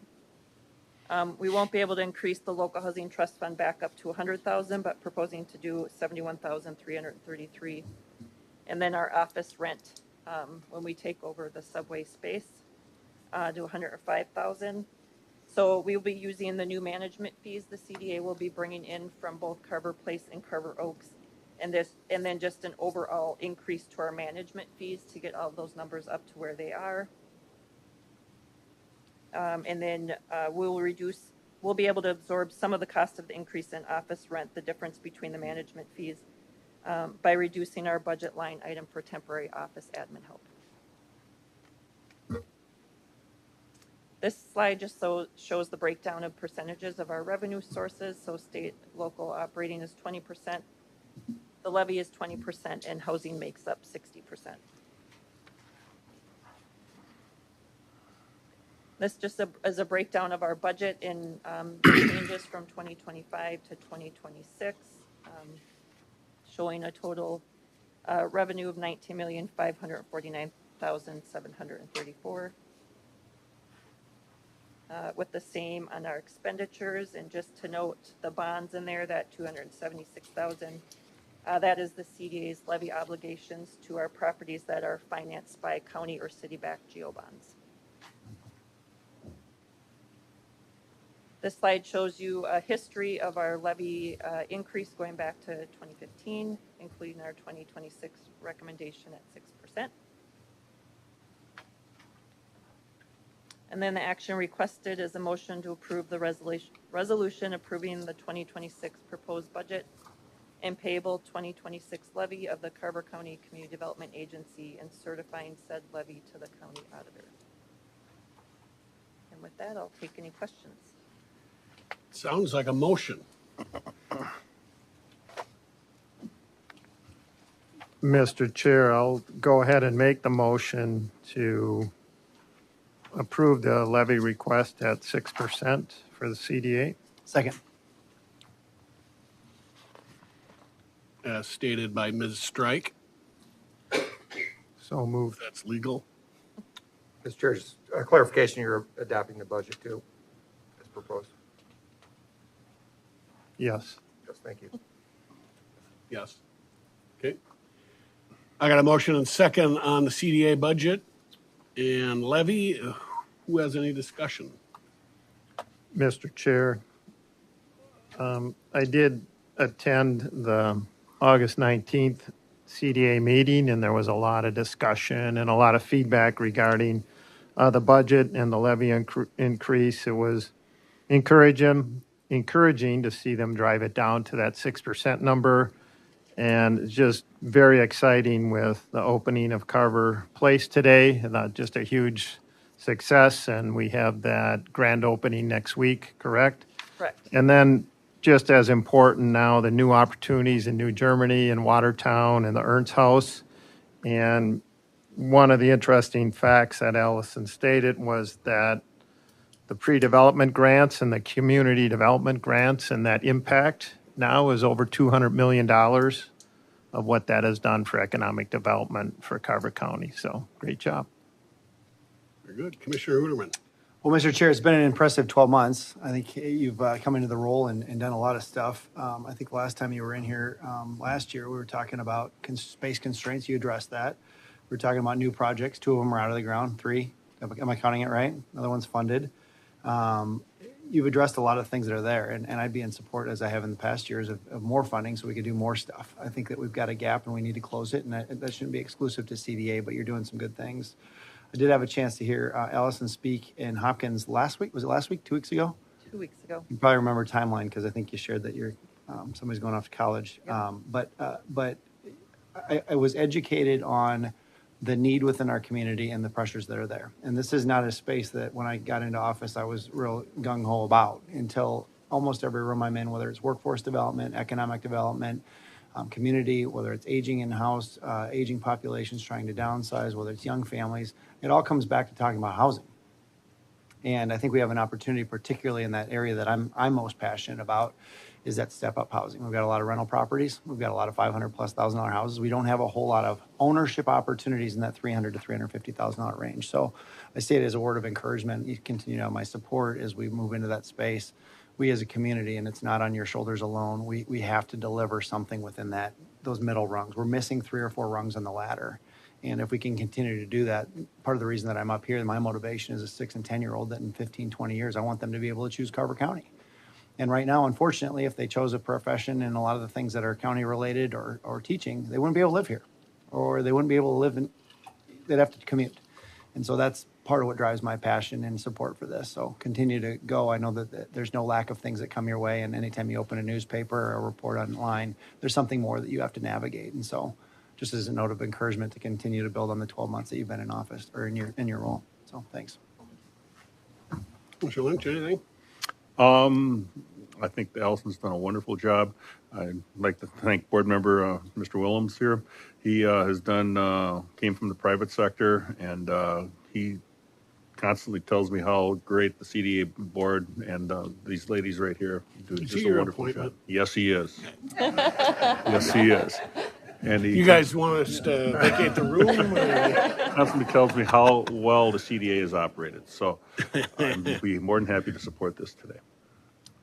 Well, excellent. Yes, this is a confounding issue that you guys have to deal with. Many, many issues over there. It's not simply just the housing and everything else like that. I have my number 3 daughter and her husband who live in South Minneapolis, and they intend to move, and they're in the process of finding out where that is, where they'd like to live in the Linden Hills area of Minneapolis, which I don't know if you know what you can get for about $800,000 to $1 million in Linden Hills, but it isn't good. And it gets even worse as they head west and south down to Edina. And so the housing market is what it is. I know we are trying our best. I know the state's infused a lot of money with the sales tax and everything else. But it's a big issue. And you guys are handling it as well as we can expect, I think, here in Carver County, and quietly and proudly. So thanks for all your hard work. And I tell you, Frick would come in here with a 24 and then whittle it down to 6. You saved us that 24 part, and you just got busy and got it to 6. And knowing that you could do more by law and everything. So on behalf of the taxpayers, thanks for the efficiency and the hard work. So I forget who made the motion, maybe Commissioner Fahey, and a second by Mr. Uterman. Commissioner Uterman. Any other discussion on the CDA budget and levy? Hearing none, all those in favor say aye. Aye. Those opposed, motion passes. Thank you very much. Thank you. Mr. Chair, I'd like to make the motion to recess as the county board and convene as the regional rail authority. Second. I have a motion by Commissioner Lynch and a second by Commissioner Uterman to adjourn as the Regional Rail Authority and reconvene as the county board. Any discussion on that motion? Seeing none, all those in favor say aye. Aye. Those opposed, motion passes 3-0. All right. Morning, Mr. Chair. Lyndon Robjan, Public Works Director, Railroad Engineer, part-time. So we're here. Oh, we're down to 3. The 3 best. Railroad engineer, do you toot the whistle? Remotely. I've got an app on my phone now. So we're here to consider the 2026 budget request, Mr. Chair, Commissioners. As you know, the annual budget, the county portion, the levy portion, majority of the funding pays for salaries, and some goes to corridor stewardship and preservation. Then we also have a CIP, capital improvement plan, within the regional rail authority budget. We utilize grants from the Met Council and others for that, as well as county funds, and those fund preservation projects and replacement projects on the regional rail corridors. A lot of detail here, but just focus, if you would, on the yellow box. So this shows the next 2025 and the next 6 years of the regional rail plan or CIP. So last year's levy is $226,691. Our proposal is to increase that again by 6%, similar to the other budgets, to $245. We do get a little bit of lease revenue. So the red numbers are the expenses. Majority, as I mentioned, is salary. That's maintenance staff and general sub-administration, and some help from the sheriff's office as well. That makes up $169,449. Miscellaneous dollars, and then stewardship, that's the $74,843 preservation for the 3 railroad corridors. You can see where we're at in 25. We do have a pretty healthy fund balance, and the reason I added this part this year is, if you recall, we did get some funding, some grant funding from the Met Council for the railroad, the UP railroad line, if you recall. There's 2 grants there, one cash in the bank, I think, Mary Kay, for 25, for $1.6 million. And basically the Met Council provided us a grant for the county to buy the property from the railroad. So that's a unique opportunity, and we've got that money, and then we're expecting another payment in 26, and that does allow us to really program out our future needs on the CIP part. And that's still a work in progress, but we do have some needs out there. You know, those railroads by default are old, so there is some repairs and bridges and culverts, stabilization work that needs to be programmed into the future. But we're not using any county levy for that. That's not the plan. And then there is, I forgot about one more grant. There's a Met Council grant that we receive funding for to do some stewardship on the Lake Minnetonka LRT line. That's some Carver work when, if you remember, our regional rail authority, you guys bought the property from Hennepin County, and with that, we applied for a grant with the Met Council for stewardship. That is approved, so that'll help with some culvert replacements between Steger Lake and Rolling Acres Road. That will be done in conjunction with our mega project on Highway 5. It'll be done kind of at the same time. So, Will it be done with the tunnel under? yes. Okay. Yes. So for 25, just a little bit of highlights. The big one this year was Commissioner Lynch's, one of his favorite projects, the County Road 10 trailhead. That is almost done, which is good news. I think, talking to Marty, by the way, Marty, our Parks Director, did retire yesterday, so that's a big change for us. But anyway, that should be done and open hopefully next week. weather dependent. So that's a nice little resource to get trail users down to the Dakota Rail Trail. We also did some rehab or some maintenance work on the pavement itself on the trail. We got 2 bridges we need to repair over Crane Creek on the Dakota Regional Rail too. They are old and aging, and we've got engineering done on those, so that should be happening this year or early next. Lake Minnetonka Regional Trail, these are the culverts that I mentioned that we have a grant for.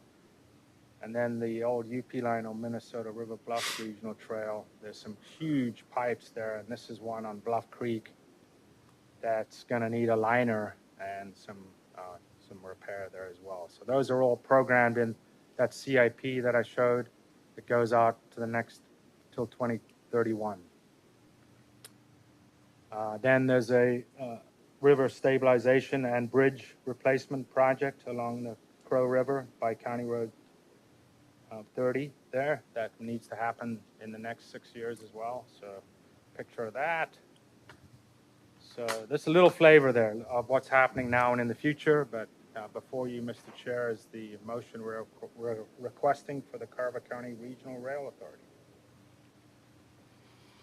Okay, any questions or a motion? I'm glad to see that the County Road 10 trailhead is almost finished. With that, I just make the motion to approve the setting the Carver County Regional Rail Authority 2026 preliminary tax levy at $245,000 and 226 and 2026 budget at $247,000. Okay, I got a motion by Commissioner Lynch and a second by Commissioner Workman. Any discussion? Hearing none. All those in favor say aye. Aye. Those opposed? Motion passes. Commissioner Lynch. I'd make the motion to adjourn as the Regional Rail Authority and reconvene as the county board. Second. I got a motion and second to do just that. Any discussion? Hearing none. All those in favor say aye. Aye. Those opposed? Motion passes. County Administrator report. Very brief, no board meeting next week. However, there is a ribbon cutting, as was mentioned, Carver Place. Sounds like some folks are moving in already that can help you cut the ribbon. So that's Wednesday, September 10th at 1 p.m. That's all I have, Mr. Chair. Okay. Do I have a motion to adjourn the regular session? So move. Second. I got a motion by Lynch and a second by Commissioner Uterman to adjourn our regular session. Hearing no discussion, all those in favor say aye. Aye. Aye. Those opposed? Motion passes. Thank you very much.